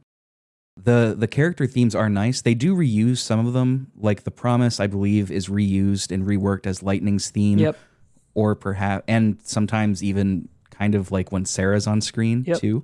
Well, and it makes sense because that is The Promise, right? So it makes sense why they would use that. The only character theme I wasn't wowed about was Saz's, and it, like, the bluesy harmonica, don't get me wrong, it's cool, but, like, it felt so out of place. It does, but does it sound well technically from your perspective? That's one thing I'm interested in, because that song does get the most shit on of the bunch. Yeah, I mean, I don't have a problem with it as a composition. Like, it's cool. It's just bluesy harmonica was not what I was expecting. No. And then I was like, oh, of course they'd use it on the black guy, But, like, there's nothing wrong with it. No, there's nothing wrong with it. It's just, it is an odd piece in the mix. Yeah. It's fine. It's fine. The only other tune that I wanted to call out specifically is the Grand Pulse Chocobo theme, because that is straight out of Sega Sound Studios if they did Final Fantasy. Oh, yeah. And I love it so much. Good point. It really is. And it's engaging for that reason. I'm not just saying that because there's like tons of saxophone in that one.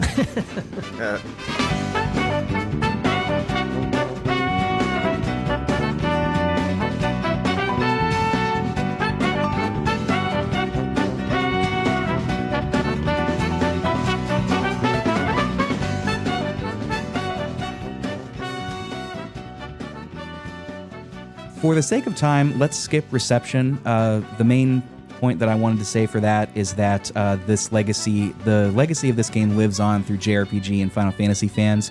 It was reviewed perfectly fine. Critics did note the hallway aspect of it, but this game was scoring like 7 and 8 out of 10. It is not the horrible game that, JRPG diehards and Final Fantasy fans would lead you to believe, critically anyway. But with that, I do want to talk some story stuff. We are not going to go beat by beat, but now we are going to let the spoilers fly because we are going to talk about the characters, some key moments in the story, not all of them, but some of them, and really get into some of the nitty-gritty about why this game's narrative beats maybe don't work for some people and why character motivations maybe don't work for some people. So, story time. First, let's talk characters because we didn't really explain who any of these people are. So here are your cast of characters. You've got Lightning, a cool and collected soldier. That's capital S. Yes, that is on purpose.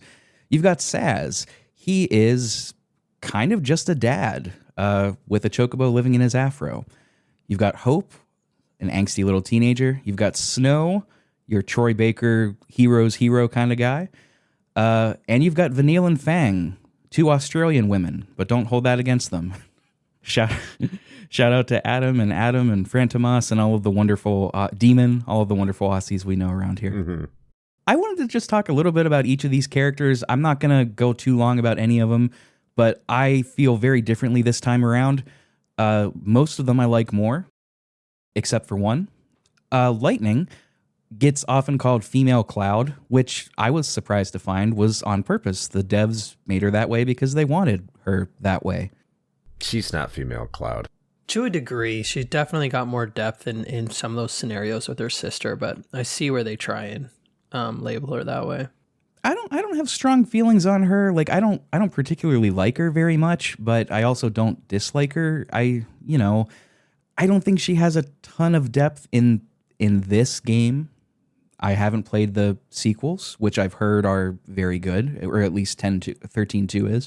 I know you've said off mic before, John, that she's your favorite character of all time. Yep. So, I mean, the floor is yours if you want to talk about her a little bit. Yeah, I mean, the predominant reason that Lightning is my favorite character of all time is the aesthetic. I mean, she's my favorite character design by far. She fulfills that vision that I always had. Again, back when I was a kid, I very much lived akin to that Stranger Things playing D&D in your basement reality when I was a child. And I typically was a female cleric or like a female paladin like Lightning. So she had fulfilled my vision for the characters I would create as a kid. And so that aesthetic's there. Even my daughter's middle name is Lightning's real name. And that was on purpose. I didn't tell my wife, though, until 6 months after my daughter was born. She was like, you should have told me that before. I was like, I didn't want to risk it. But I do like her personality because of some of the story beats. I don't know if you want to spoil, but... Yeah, at this point, it's let them fly. Okay, so she starts off very wooden and very stern, and she's dealing with trying to get to something that you're not very clear about, and you learn through the flashbacks as to what that is, being her sister. She's very protective of her. I can empathize with that sentiment, but I like how she opens up over time. I always like a character that's a bit more stern when they open up because it's subtle. And Lightning has those subtleties with Saz, who she's brushing off at first, and then Hope, who she's brushing off. But as they teach her lessons in turn, as she's teaching them lessons as well, in diligence, in endurance, she's the guiding light of that team of just like, you got to push, you can't stop. But they're also teaching her this requirement for empathy beyond just her and her sister. And I did like seeing her open up to that over time, and to the degree at the end of the story, that look she gives, that understanding she gives to the experience they've gone through and how it sort of changed her as an individual. I don't like her. Fair enough. I was thinking about this, we're talking about underappreciated Final Fantasy games. You know how I think Lightning could have been developed a little bit better, because they do make it a point to try and develop her character and get rid of the sort of stoic lone wolf personality. If they would have done more like they did with Squall and given us more glimpses into her inner monologues, I think that would have been a huge boon to her character. You're not wrong. We don't get that insight. We just have to glean it and observe it. I kind of look at her like they're like, well, she's female Cloud. I almost look at her as a failed female Steiner. What? No. What? Stick with me here, because like Steiner's very much about duty. He's very much about at the beginning of Final Fantasy IX. He's the archetype knight. Like, I am very loyal to my nation, everything like that. And Knight, let's say Lightning. Lightning has a very similar demeanor. It's not over the top with loyalty or fealty or anything like that, but it's very similar to the way that Steiner was behaving. I just don't, because she has such a shield up the entire game, I don't think she ever really lets it down and really communicates with the other characters in a very meaningful way. There's attempts definitely throughout the game. I'm not going to deny those. But I just think they keep her too serious throughout, and you never really see her get into any levity or be unserious. And that's what really bothers me about her, is that I wanted to see some development out of her being someone with a stick shoved up her ass. And that just doesn't happen for me. Maybe I'm missing something, but that's just how Lightning is. No, I agree with that. I mean, she definitely doesn't turn her character into something that has moments of levity. She just learns not to be so stern and overly expectant with everybody else around her. Mm-hmm. Again, it's much more subtle with her than anyone else. And that's my problem, is that it's too subtle. Fair enough. I think I can agree with that. I do think that they went a little too far in that direction. I'm still not with you on the female Steiner thing, but I'm coming from a place of bias, let's say, because I love Steiner. Right. I said that she starts with the Steiner archetype, but never gets the full rotation of what Steiner gets. That's what she's a failed female Steiner, but she's not Cloud. I feel you. We don't need to necessarily talk on every single character. Like Fang, for example, she's really cool. I don't really have strong feelings about her. She's a cool Aussie, mate. Somebody that I warmed up to way more this time, two of them actually, are Snow and Saz. Saz gets shit on a lot. A lot of people just call him the black guy with the afro or the dad. I don't know. His entire reasoning in this game is to protect his son. His son basically gets taken from him at one point. It's a very extremely emotional scene. And in the same exact breath, he learns that it was Vanille's fault. His world comes crashing down. He makes a suicide attempt. It's insane. And he strikes me, while I do think that they did not dwell on that long enough and he kind of bounced back entirely too quickly, which really pissed me off.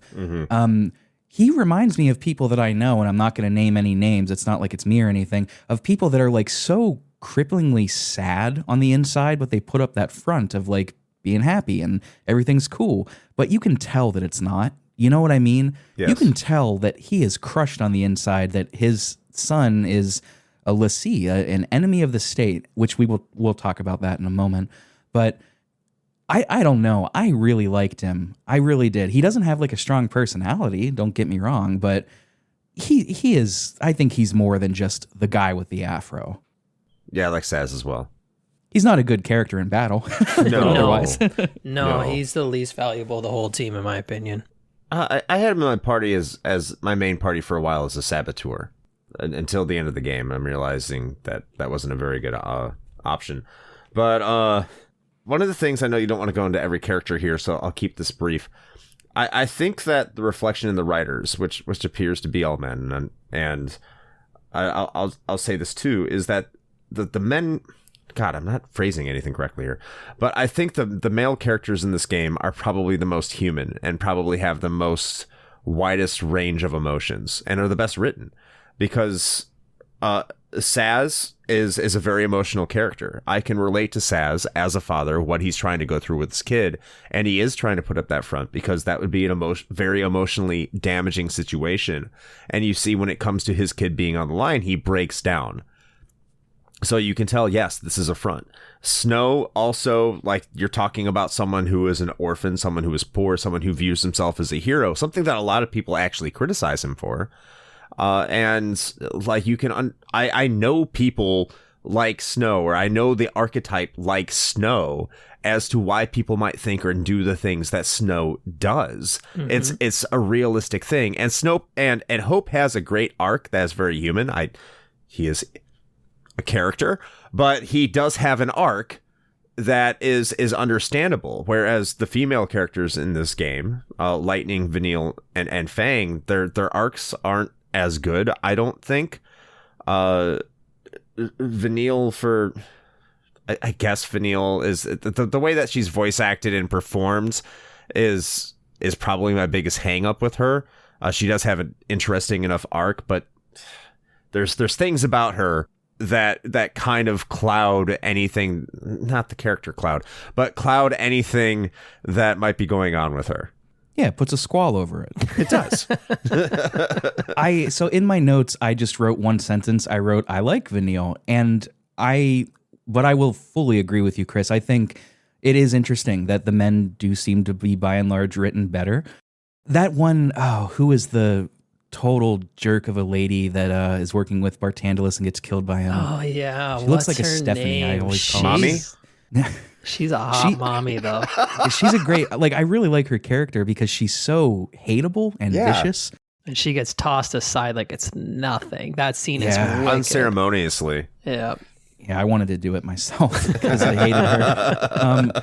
I like Vanille, but I'm also acknowledging that I really like anime and anime tropes, and that she feels explicitly like she was written to be in an anime. Oh yeah. Which let's clear this off the record now. The voice acting performance that I didn't write her name down. I'll probably put it in post. Her name is Georgia Van Kuylenberg. I think I'm saying that right. You may also know her from Payday 2 and Star Wars: The Old Republic. It's not her fault. She was not experienced in the anime genre. Vanille is very explicitly an anime character. They were asking her to do all these weird things. She gets way too much hate. The voice actor, I should say. Yep. That's really my only thing about Vanille. I can acknowledge that it feels like they wrote her scenario, like where she was ending up at the end, and then just didn't think about her as a human being. No. Well, yeah, she was the heartbeat for the whole game in the beginning, right? Like she's the Right, wasn't she originally the main character? Yeah, it was the success of that trailer we talked about at E3 in the beginning that changed everything, and we were like, oh wow, people are responding to Lightning. We should put her more front and center. But I do think Vanille has an interesting story. But I like where you guys are going with the males being more interesting. And I actually think the two most interesting stories are the two that people complain about the most, which maybe that's why they don't like the game. But I find Snow and Hope's stories to be the ones I still think about all the time, especially the juxtaposition between the two, relevant to their social experiences and the way in which they deal with the traumas that they face. Like Hope neither of them have the tools to deal with trauma. Who does? But they both overcompensate in different directions. Hope is overcompensating in needing vengeance and sinking into despair, whereas Snow is deluding himself that everything's fine and just suppressing that pain because it would make sense as an orphan. That's the only way he's going to truly be able to navigate a situation because he's suppressing pain anyway. So I don't know if they intended that, but they stumbled into writing these two archetypes in ways that felt fitting of their social station, as well as the ways that they resolved those emotional struggles. And especially Hope, like he has the best turnaround. Like he has the best moment in the story relevant to seeing a character understand they need to change who they are and have a broader perspective of reality. Hope's a very hateable character in the beginning of the game. He's very annoying. I just don't want to deal with him. But by the end of the game, I don't hate him anymore. Fair enough. Yeah, and I cannot not have Hope in a party. I think he's one of the best characters in the game. Oh, he is. Absolutely. He's a great character in your party. Yes. I can agree with a lot of what you're saying, John. My issue with Hope specifically, and this kind of ties into something I have later on, but let's double up, is that the way that they wrote the scenario, constantly going back and forth between character clusters, Saz and Vanille, Hope and Snow, Hope and Lightning, it kind of, if we're using the stagger bar as an example, it feels like the pacing of these character arcs are constantly backtracking. We have to rebuild them. And that severely, at least to me, affected the pacing of this narrative. And that ties into the datalog a little bit too. We'll talk about that in a minute here. But with Hope specifically, I resonate with his overall plot. I do. And I think it makes sense. I like the resolution. What I don't like is feeling like he doesn't develop until his climax, where he attempts to kill Snow. Just a little bit of background. Everybody that is tuning into the spoiler section. Hope's mom died due to a situation that she was in because of Snow. Hope's mom's name is Nora. Snow at the beginning is leading a battalion of people under the guise of NORA. I want to talk about that in a second. And because of an attack, Hope's mom, who volunteered to be on the front lines, ends up falling to her death. The game goes to great lengths to make this seem like it is not Snow's fault, and then Snow blames himself and Hope blames Snow. It's a little bit jarring, but that is kind of Hope's reason for existence. He wants revenge, but he is stuck in that stewing phase where he just bitches about it. And anytime he gets to talk to Snow, he just makes these either passive-aggressive remarks or he doesn't say anything at all. And he's just there until 1 minute where he pulls a knife and he almost kills him, which is a great scene. Don't get me wrong. Yeah. Really, really good scene. I had forgotten it was even in there. There was no progression up until that point. He stewed in that one spot for so long. And if we had just stayed with Hope throughout the whole time, I don't think it would have been as big of an issue. But because we're constantly going from one party member to another, it felt more stagnant than I think it was. The thing with Hope is he's a rich kid. I hate to put it that bluntly, but It's a fact. Just as someone who grew up around, I won't say like a lot of money, but I grew up like upper middle class. This is the way he's behaving is very typical of people who don't have a lot of conflict in their life, who are very taken care of in their life. They like, he sees his mom go volunteer to be on the front lines. His mother volunteered to go fight and resist. It was of her own volition. So he doesn't completely comprehend that. And then she dies and he doesn't know how to really express himself or fight back, because all the things, as someone who came from a life of privilege, everything is relatively taken care of for him. So he doesn't know how to do anything then stew. He doesn't know how to express himself other than just be passive aggressive until like his emotions well, and he decides, well, I'm going to finally attack the person who's causing me all this damage. And then maybe a little projection on my part just because of my own upbringing here, but like it doesn't pull the trigger because he just realizes maybe I'm just wrong all along and I'm not really soaking this in, because this does happen when he finally goes back home and everything kind of comes back full circle and he can actually sit down and think about things. So this really goes back to John's point about Hope. Is that's really the disparity in the good storytelling between Hope and Snow, is that they both have very, very different socioeconomic backgrounds, and how they approach turmoil and stressors and, you know, just conflicts in life is somewhat approached from maybe a very stereotypical point of view, but a point of view that, at least on Hope's side, I can somewhat vouch for. Yeah, I've already said I agree with a lot of that, so I just appreciate the articulation. But one last thing I'll say on this, sorry, Rick, to belabor the point. No, it's good. But one of the things I notice out of people disliking the game centralizes on these two characters, and I don't intend to be like a psychotherapist in this point, but there seems to be a disconnect in that a lot of the people that dislike Hope are more likely to have a background similar to him. And in their, more than likely, I'm projecting, but I'm guessing at the same point, their projection of who they wish they could be would be a person that, if nothing else, looks like Snow. But then Snow is an additional disappointment because he doesn't have the personality they want to match to that aesthetic.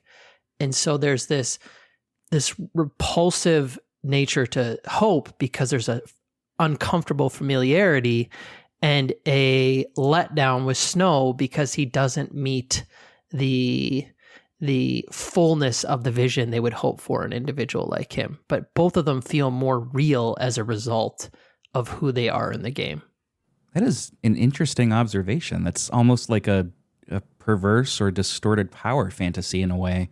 Huh. Yeah, and that's really how I viewed it, is that sort of power fantasy, is that Snow is the letdown and Hope is too familiar. And as a result of that familiarity, it's just it's repulsive. You don't want to see the worst in yourself. None of us do. It's hard to digest. But that's the beauty of Snow, I find, is if you play long enough, you see his maturing. You see him getting past those petty portions of his life, and in his struggle, taking ownership and being like, you know what, fuck it. Like when we get to his house and meet his father, is he's sort of like, I've got to take this life by the balls and figure out this Lassie situation. I really like that scene, by the way, the reuniting with Hope's dad. Much more touching than I was expecting. For the record, I warmed up to Snow quite a bit on this playthrough. Hope was really the only one that I wasn't a fan of this time around. I hated Snow when I first played this game. I really did. But this playthrough, like, he's not a deep character, but I mean, he is the cliche heart in the right place kind of guy. Like, he just wants to help everybody because that's what does Lightning say all the time? It doesn't matter if you can or think you can, you just have to do it. That kind of is how Snow lives his life. Like, he can't stop and think about the practicality of saving everybody. He just has to do it. And when he's confronted with thinking about it, like when Hope confronts him, he breaks down. And he's like, I know I can't save everybody, but that doesn't mean that I can just do nothing, you know? And I appreciate the hell out of that.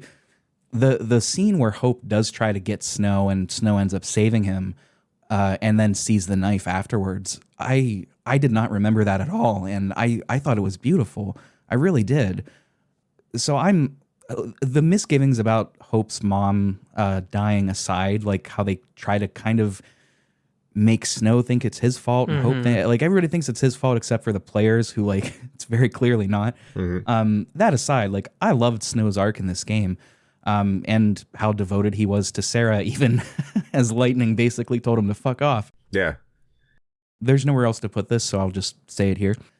This game's localization has come up here and there, and I'm not going to talk too much about it because I don't think it's terrible. 12 was noted as having a really good one from what I hear. But one thing in my research that came up is that the group name Nora, which even before I knew this, I thought was silly. In Japanese, Nora, N-O-R-A, is a shortening of the phrase noraneko, which means stray cat. And you can see this like on some of the jewelry that those people wear, and like I think it's on one of Hope's jewelry. And it symbolizes like that group Nora, they are united in their misanthropy. Like they are men and women without a country, without a home. And in that feeling of loneliness, they band together to be something greater than themselves. It's subtle, it's subtly sad and poignant, it's touching. Of course, that wordplay doesn't translate to English, because how could it? Because they also wanted Nora being Hope's mom's name. They wanted that entendre there because it creates a dramatic moment for Hope. So in the English, they turned it into an acronym for No Organization, Rules, or Authority, which just screams little edgy teenagers to me. And man alive, that's like, what better could they have done? I don't know. Like, they're kind of in between like a rock and a hard place at that point.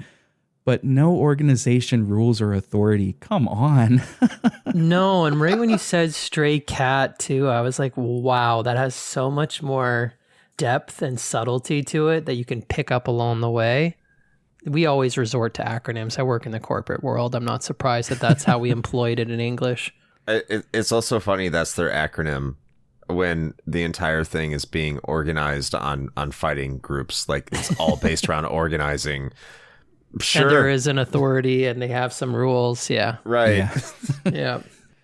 So we had mentioned some proper nouns. The game does this right out of the gate, and it should be, we should talk about that for a second as we talk about the general story here. So this introduction, which is purposefully evocative of Final Fantasy VII, kind of gives us insight into what's going on. There is this thing called the Purge happening. The government is disposing of undesirables, and that is the central antagonist for most of this game, by the way, is the government. This is man versus society in a major way for most of it. And then it becomes man versus God because we're in a JRPG.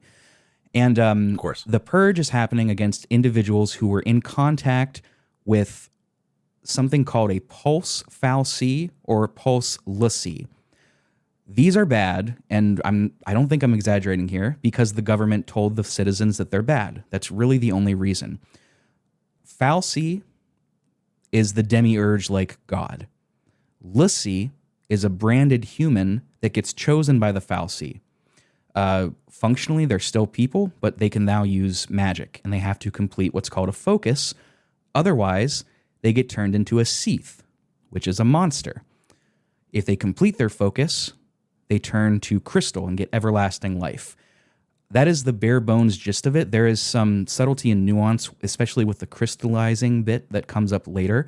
Our team, all of us, eventually confront a pulse fal'Cie and get branded.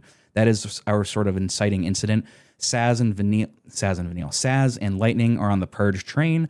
Nora, Hope's mom, Hope, Vanille, and Snow are all in the action fighting against the government. We all kind of meet up. We confront the pulse fal'Cie. We get branded. That's our inciting incident. That is extreme, like Cliff Notes pared down even further version. But like I said, we'll be here all night if we try to go beat by beat. So I just want to open up a general conversation about the plot.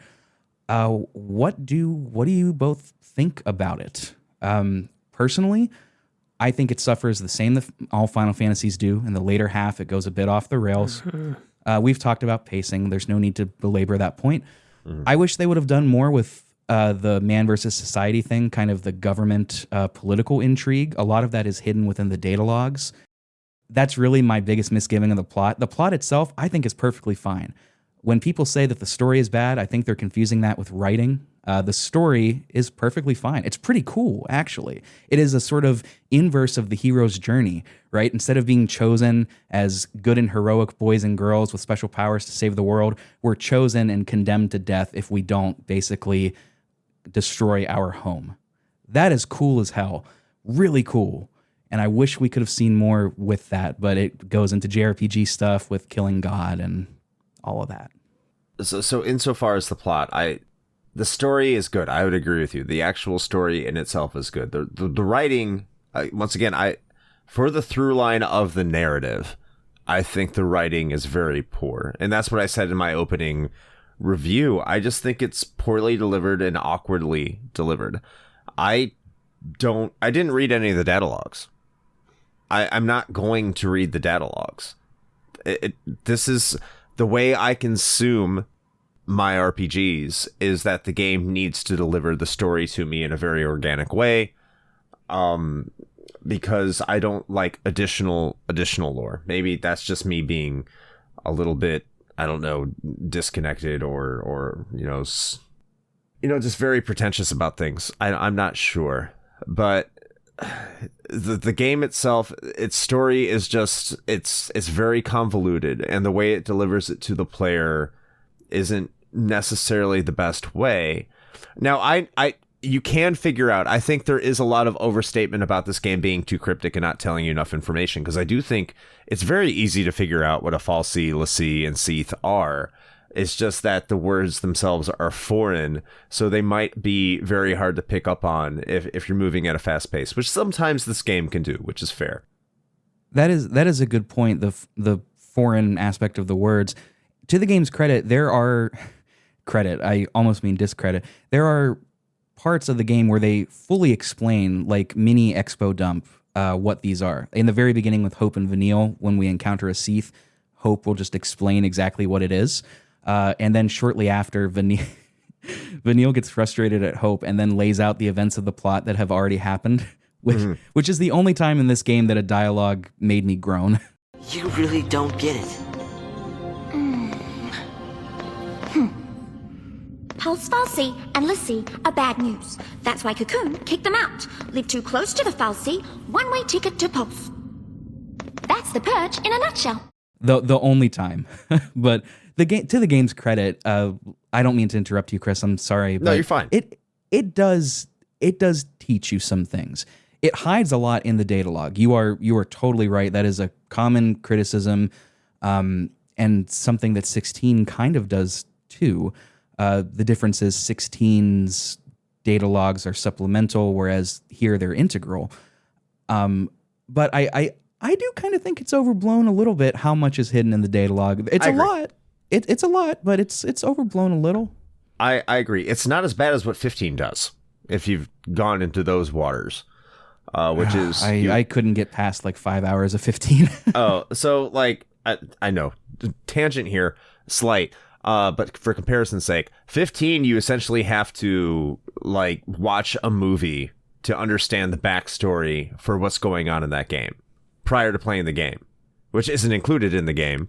And then to further develop characters, you have to buy DLC to understand what their motivations are. Oh, good.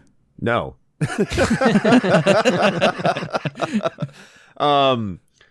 Final Fantasy XIII, to its credit, does not do that.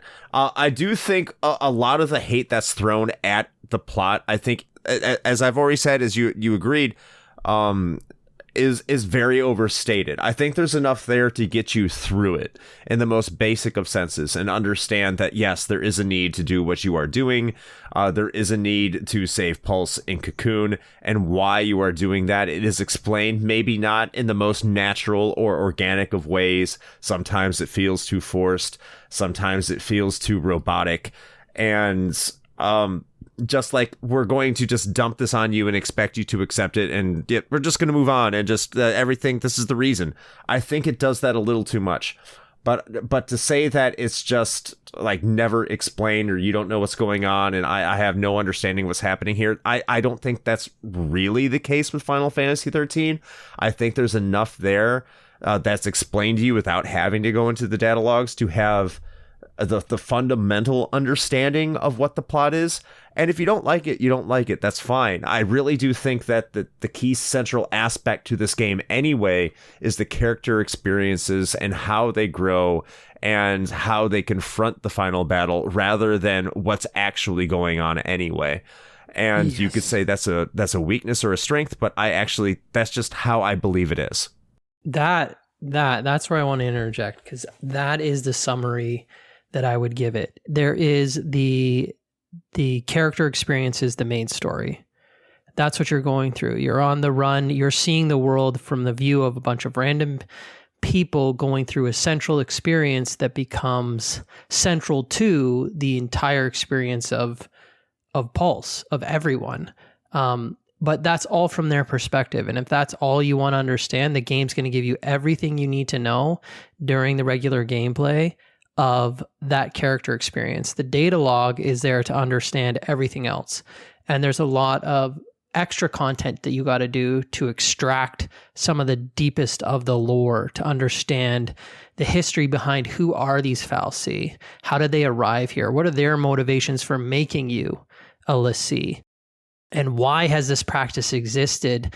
And then even deeper than that, in that God complex story, that whole narrative behind the fal'Cie being orphaned and wanting to utilize the l'Cie to create this opportunity for them to reunite with their creator.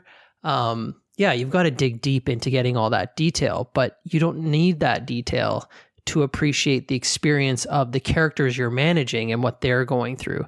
You're going to feel that emotional experience as you go through the story with them, but you're going to gain that weeby sort of, I'm going to spend way too much time understanding something that doesn't exist narrative by digging deeper into the data log. I think that word need is the operative one that's giving me a hang up here, because there's a lot, if you don't read the data logs, there's a lot that you just have to accept and not question in terms of why some things are happening, especially later in the game. Mm-hmm. Like, we learn a bit about the War of Transgression and why the fal'Cie began, everything that they're doing here. But unless I'm mistaken, Orphan just comes out of nowhere. There's very little. Orphan, by the way, is this game's final boss and essentially the demiurge of all demiurges, the god. It just kind of comes out of nowhere. And John, you actually sent a video of why Daisley, aka Barthandelus, is a brilliant antagonist, and the cliff notes of that video is you've got to go through the data log, otherwise you'd never know. So it makes me ask, and I don't think there's a right or wrong answer here, is this method of storytelling, hiding things in a data log like this is doing, like Souls games do? Dave Jackson, this is my next Souls reference, so it looks like you are officially slated to do an episode with me. Is that bad storytelling? there's not a wrong answer here. I just, what is that? Is that acceptable? Is that what is it? I think it is. And the only reason is taste and bias. And obviously my bias leans hard into this game. But I prefer a narrative for me that's more challenging. Like when I'm reading books, which I still do. One of those people. In 2024? I know. And what are the books I read in 2024? And the last 20 years of my life, typically 19th century literature. That's mainly where I'm interested in with writing, because there's a lot more challenging writers there. And I enjoy people that create challenging narratives. Like in a contemporary sense, there's this book, House of Leaves. And sure. House of Leaves has a narrative style that's kind of akin to Final Fantasy XIII, and that you've got to follow into all of these nooks and crannies of the book in literal ways to extract other aspects of this richer narrative. And I like being challenged. I appreciate more when I'm getting a piece of art for me to have to lean in harder than the opposite. I prefer things that captivate me over a long period of time than a short period of time. Like if I like 19th century literature, when it comes to music, I'm covered in tattoos. So sure, I love a lot of hip hop, but my favorite artist is Bjork. I like how much she just forces me to think about sonic constructions. And that's one of the things I like in the long term. I do really respect why people don't, because not everyone's playing for that purpose. But for me, what I enjoy about it is it's forcing me to lean in more. It's giving me a nugget in the central storytelling device that is just playing through the game of Bartandalus especially, and what his motivation would be.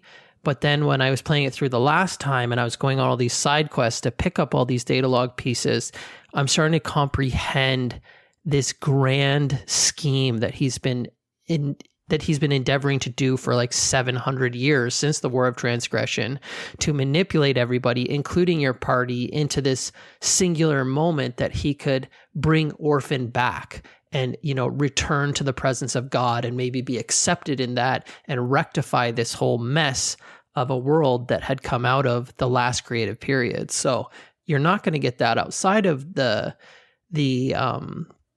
datalog, but then it also made sense in the game. I have to figure that out by looking for it. I have to figure that out by going on these side quests to find out that information, because otherwise, just story-wise of not becoming a Seath, I'm not going to get that. I'm just trying to survive in that portion of the game.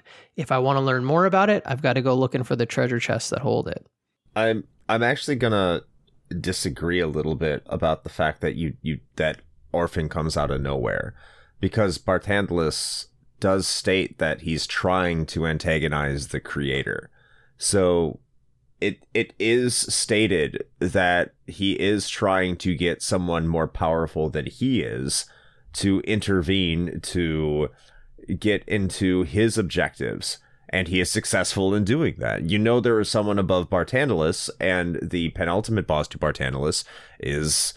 the penultimate boss to Orphan is Bartandalus, and the antagonistic actions that he does in order to have Fang become Ragnarok, as she did prior, like many, many years before, hundreds of years before, in order to get the creator, in order to like kind of antagonize it, in order to fulfill his desires.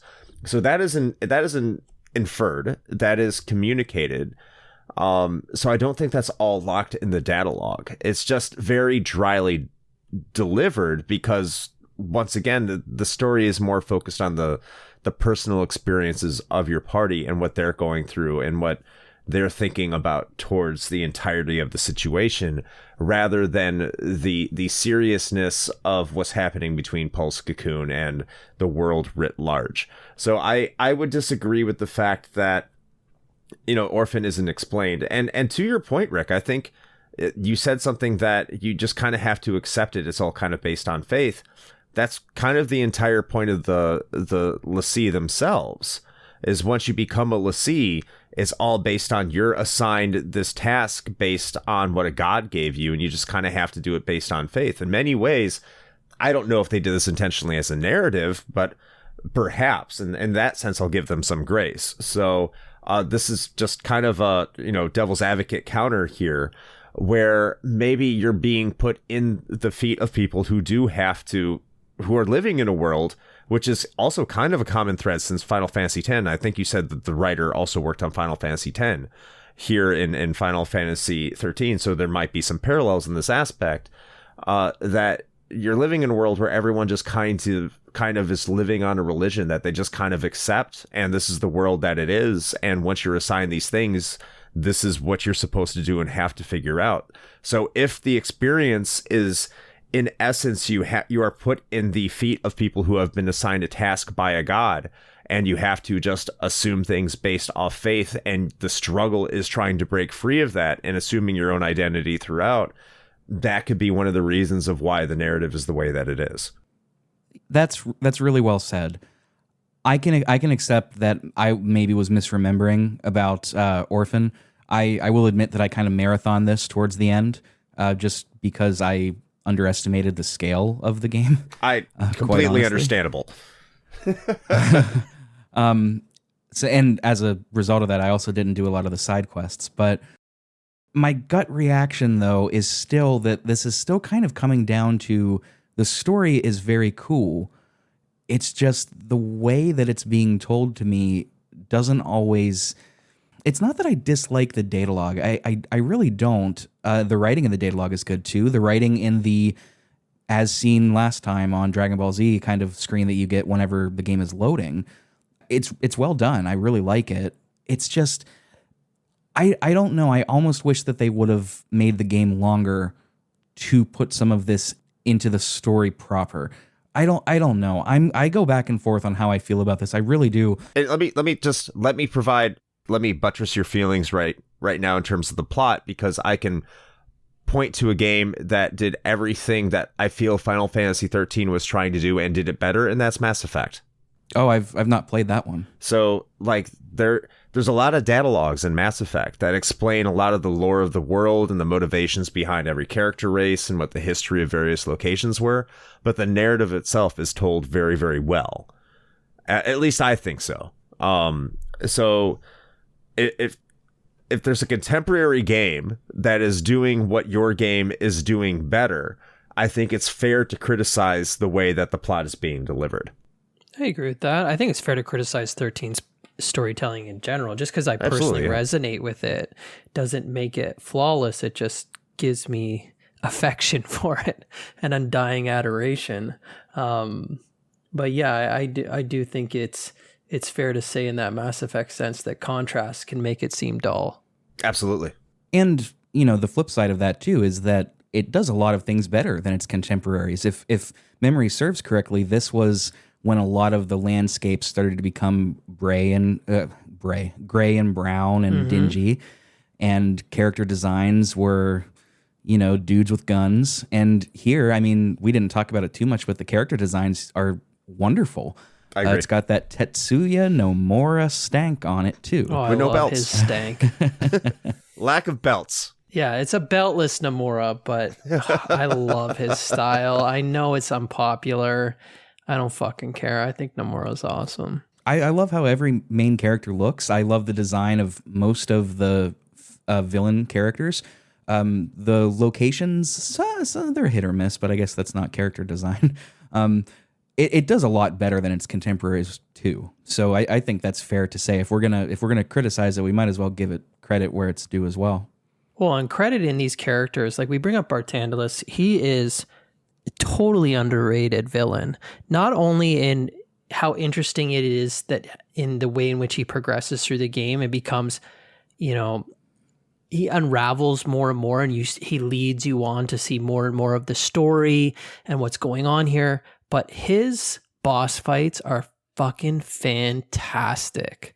Like, just excellent. He seems so formidable throughout the game, and the design work that he translates into each time you face him too. These amorphous versions of himself, just fascinating. I absolutely love him as a villain. His boss fights were the boss fight where you're fighting his face, And the other two faces, that's probably one of my favorite boss fights in this game. And you live on the fucking edge. We were talking about that before. Yeah. But it's like, if you're not willing to almost be dead that entire fight, you can't win. Like, that's the rule of the game. It's a brilliant fight. Oh, it's so It's good. tough. So good. Yeah.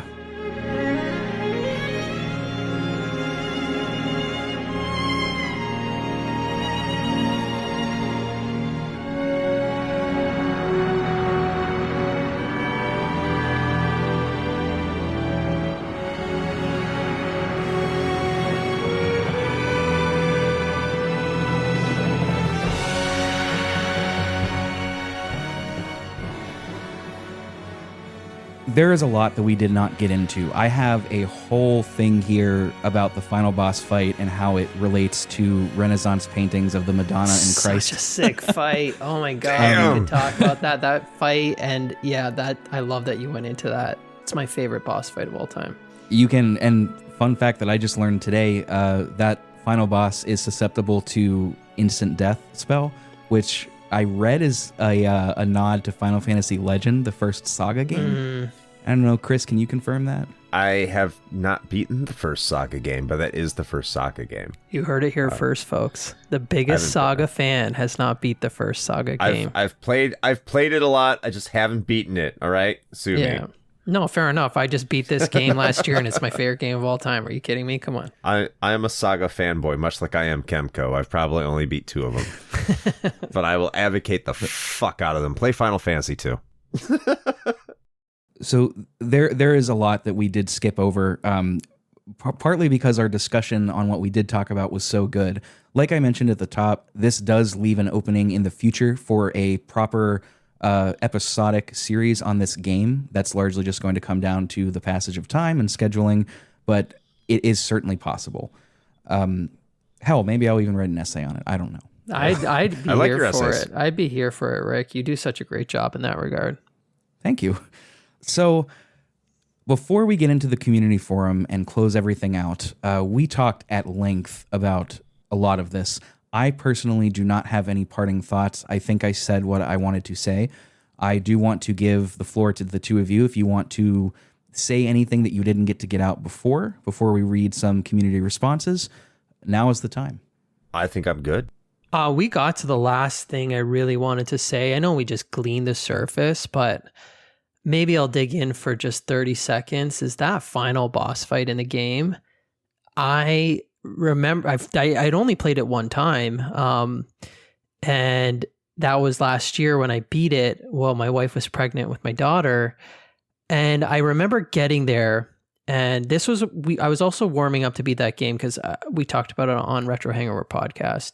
And I was going through the game. It was the first Bartandalus fight, and I was getting my ass handed to me. And Chris just gave me the classic advice of like, get good.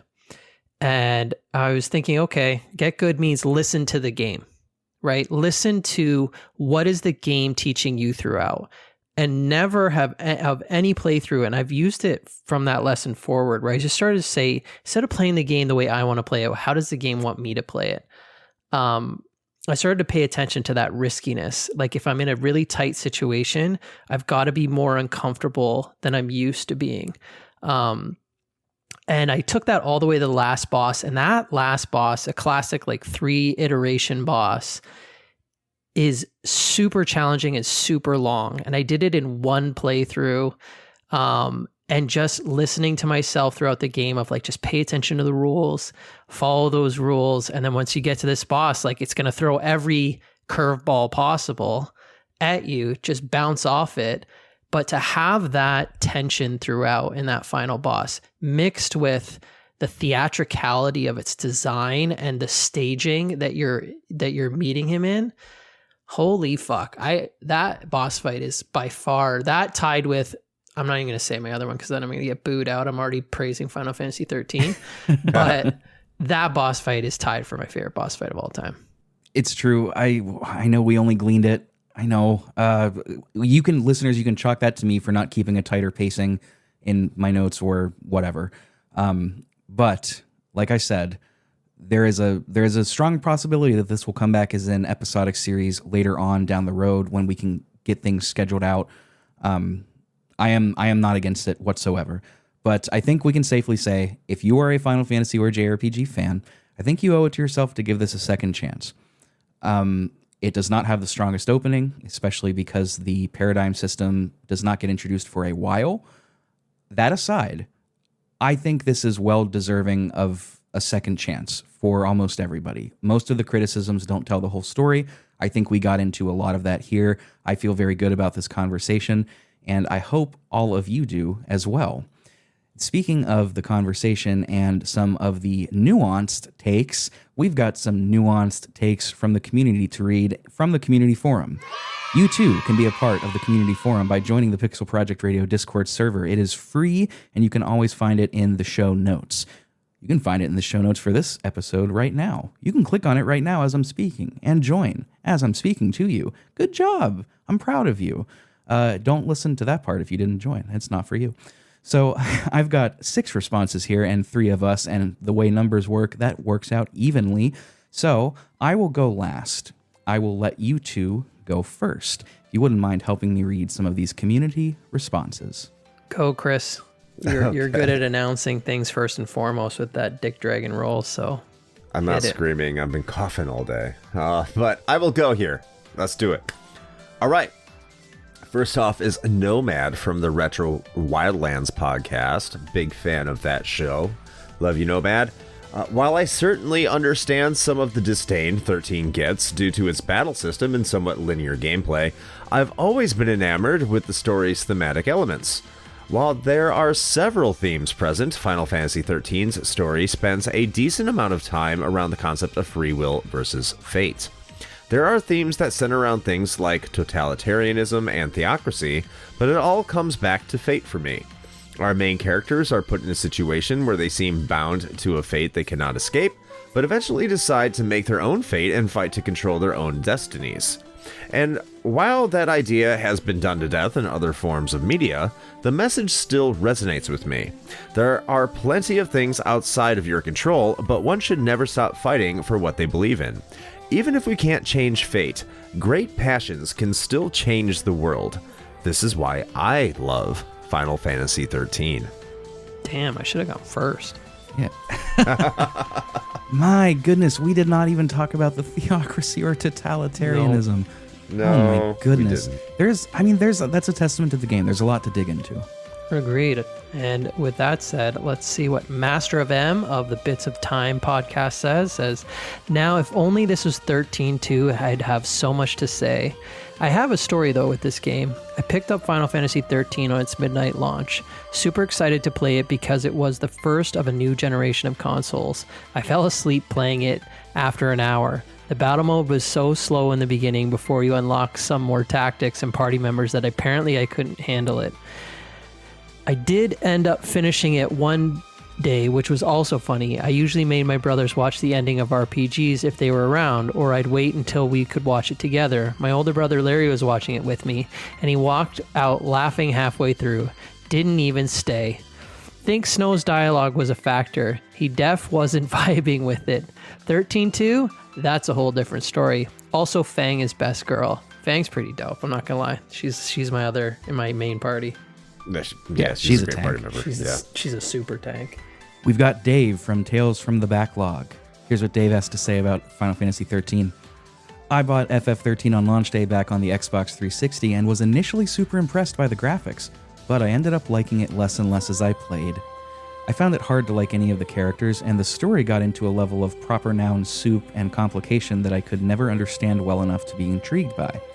I also didn't like the paradigm shift system, while acknowledging that it's not bad or anything. That's just personal preference. I'd like to revisit Final Fantasy XIII someday, but I do think it earned its reputation as one of the weakest main entries in the series. Well, Dave, you are a regular participator in the Discord. I would love to hear what you have to think based on what we said about all of what you said.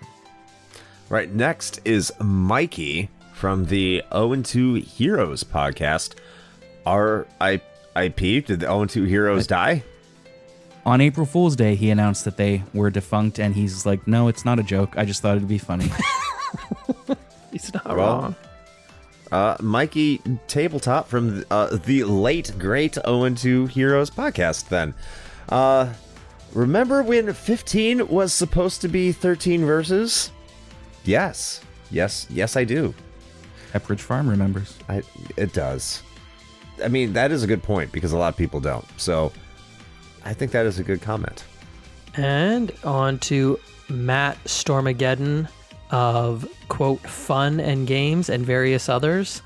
13 was a game I was initially really excited for. Upon getting it when it came out, had some fun with it, but ended up losing interest and never finishing it. A few years ago, I started it up again and really enjoyed the opening 4 or 5 hours. But like before, ended up falling off, though this time due to getting distracted by other things. I do hope to go back and finish it sometime based on what I've retained. I think the hate is overblown, but also take that with a grain of salt since I've never also finished it. It's up there with FF10 as far as FF games that I like. I play partway and then get distracted and don't go back, which I think we discussed countless times. You are not a real JRPG player if that is not a part of your life. Like, you assume going in that every other person playing JRPGs has beat every game they play, and you quickly find out we all dropped them partway through. Yeah, but we still love them, like Final Fantasy Yes. Legend, John. Yes, of course. Agreed. I sometimes drop them because I'm scared of them ending. I'm like, I don't want this to end. And we've got one more. I couldn't bear to let John take this last one, so I set it up such that I would read it. This is from Andre from the Fine Time Podcast. I don't think he would mind that I say this, the noted hater of video games. Not really, but here's what he has to say. 13 is a disaster. Every character almost seems expressly designed to have the maximum amount of annoying traits. It's like traveling with a party of all Eufys or something. Saz is literally an afro with a bird inside. That's his entire character. Get the complete fuck out of here. I hate every single one of these people. A decent battle system is not going to overcome some of the worst dungeon design I've ever seen and the legitimately awful storytelling that doesn't get remotely interesting until a couple dozen hours in. Fair. And by then your brain has already turned to mush. 13 blows, and I'm so sick of people trying to give it a redemption story. It's not misunderstood, it's trash. Beautiful trash, but trash. I mean, I know that he's not going to change his mind based on he makes- I don't think so. makes some good points. Hey, I appreciate the passion, to be honest. I think any quality piece of art should have a binary. It's not intended to resonate with everyone. And I would appreciate the passion of disdain over apathy any day. By the way, and speaking of just the original Final Fantasy VII, since there's like a million of them now, Yuffie's my favorite character, so... I knew you were going to bring that up. If it's like traveling with a party of all Yuffie's, fucking count me in. And it's not, but I would love that game. I like Yuffie. I'll say it. She's great. The first time I met her and she pulled one over on me and I actually said the wrong choice and she just stole my materia and dipped. Yep. I was floored. I thought that was so cool. Look, I know I'm going to get on a Final Fantasy VII tirade here, and I know that's going to make you angry, Rick, because we're like way beyond our time. But like, I love Yuffie. I just want to say that Yuffie is the most human character in Final Fantasy VII, and even though she's a thief and wants to steal your materia, she's the only character I can't look at, besides Red 13, because he's a good boy, and say that they are not a complete, total tool bag piece of shit. That resonated with the final comment. Damn, buddy. I don't think Andre is, by the way. Andre, you're awesome. He is awesome. Thank you, everybody, for writing in, for all of your passion, whether it is in the negative or the positive. This was a nice array of responses. As I mentioned before, you too can join by going into the link in the bio, episode description, excuse me, not in the bio. You can find it there. Please join. It's a lot of fun. It's free. It's a good time. Now we've got to the end. I am not mad that we've gone so long. I am more so just trying to be considerate of your time. So now I have to thank both of you. John, you are not an active podcaster because you have sense, but I do want to thank you for sticking around and hanging around for so much to talk about this game that means so much to you. I appreciate the opportunity. I'm grateful for it. Thanks, man. Yeah, of course. The door is always open if you want to come back. To talk about this game any day. Well, that, and especially now that I know you have a theology degree. Oh, yeah. No, that'll bleed in. You ever need to, if we could have talked about the theocracy, there's a lot of interesting elements to that in this game. Xenosaka. Seriously. Speaking of Xenosaga, Chris, you are a regular on this show, gunning for Eric's spot as the most frequent guest, not including former co-host Ben Bugale, who is still a great friend. So the listeners all know about Retro Hangover Podcast, but if you want to take a second to tell them about it, in case this is the first time they're listening to my show, please let them know the good word. Yeah, sure. If you want to check out our show, which is, as has already been mentioned, the Retro Hangover Podcast, just head on over to linktr.ee/retro hangover. And if you want to know what we do, we typically take a game that is 10 years or older and we dissect it. We give a brief history. We talk about our own personal experiences, the story, the gameplay, the graphics, the visual, and then we decide whether or not we think it holds up today. Occasionally, we talk about other topics such as consoles and people, but very rarely. And we also, every other week, opposite of our main shows where we give that topic, we give our top 5 opinions on things that members of our community vote on. So if that sounds interesting to you, I am far more juvenile. Uematsu. He's juvenile, folks. I'm far more juvenile on that show than I have been here. So if you're like, why is he such a clown over there? That's just, I don't know. Just what I do. But yeah, head on over there, and I hope to see you there. And thank you, Rick, for once again having me, and I deeply appreciate it. The pleasure is mine, man, for both of you. You can find links to Retro Hangover in the episode description, and if you're wanting more Final Fantasy XIII content, go and listen to John and Chris talk about it with Chris's co-host Shane. They did an episode on Retro Hangover. It's really good. I've listened to it there. It's great. Yeah, I should have mentioned Shane. Sorry, Shane. I'm sorry Rick mentioned him before I did. Shane is my partner, and he is fantastic. In the episode description, you also find all of our stuff. You can hang us out with us on social media, the Discord, as I mentioned. If you really like what we do, you can check out the Patreon. You can donate a few bucks a month and get some bonus episodes. The episode for this month is Simpsons Wrestling. God help my soul. That should be fun. Ratings and reviews for the show are also appreciated. We do have one short one to read today. This is a 5-star review titled Pure Excellence. Jeez, lofty. And here's what it says. This is easily one of the best book club video game podcasts ever made. Rick is insightful, welcoming, and funny. The guests are a delight. Well, okay, that I can sign off on. The discussions are engaging and entertaining. A must-listen for any video game fan, and that is from Matt, aka Stormageddon. Thank you, Matt. You speak way too kindly of me. Matt has a great show as well. Fun and Games Podcast. Check it out. They're great. Absolutely. Once again, thank you, John and Chris, for joining me. I really appreciate it. I know how much time this was, but I am super proud of this discussion. Possibly more Final Fantasy XIII discussions in the future if we do a mini-series on it. Looking forward to it. So thank you once again. It's been a delight. And listeners, thank you for listening. As always, I am your host, Rick. This is my podcast. And for now, our focus is complete. We're signing off. Take care.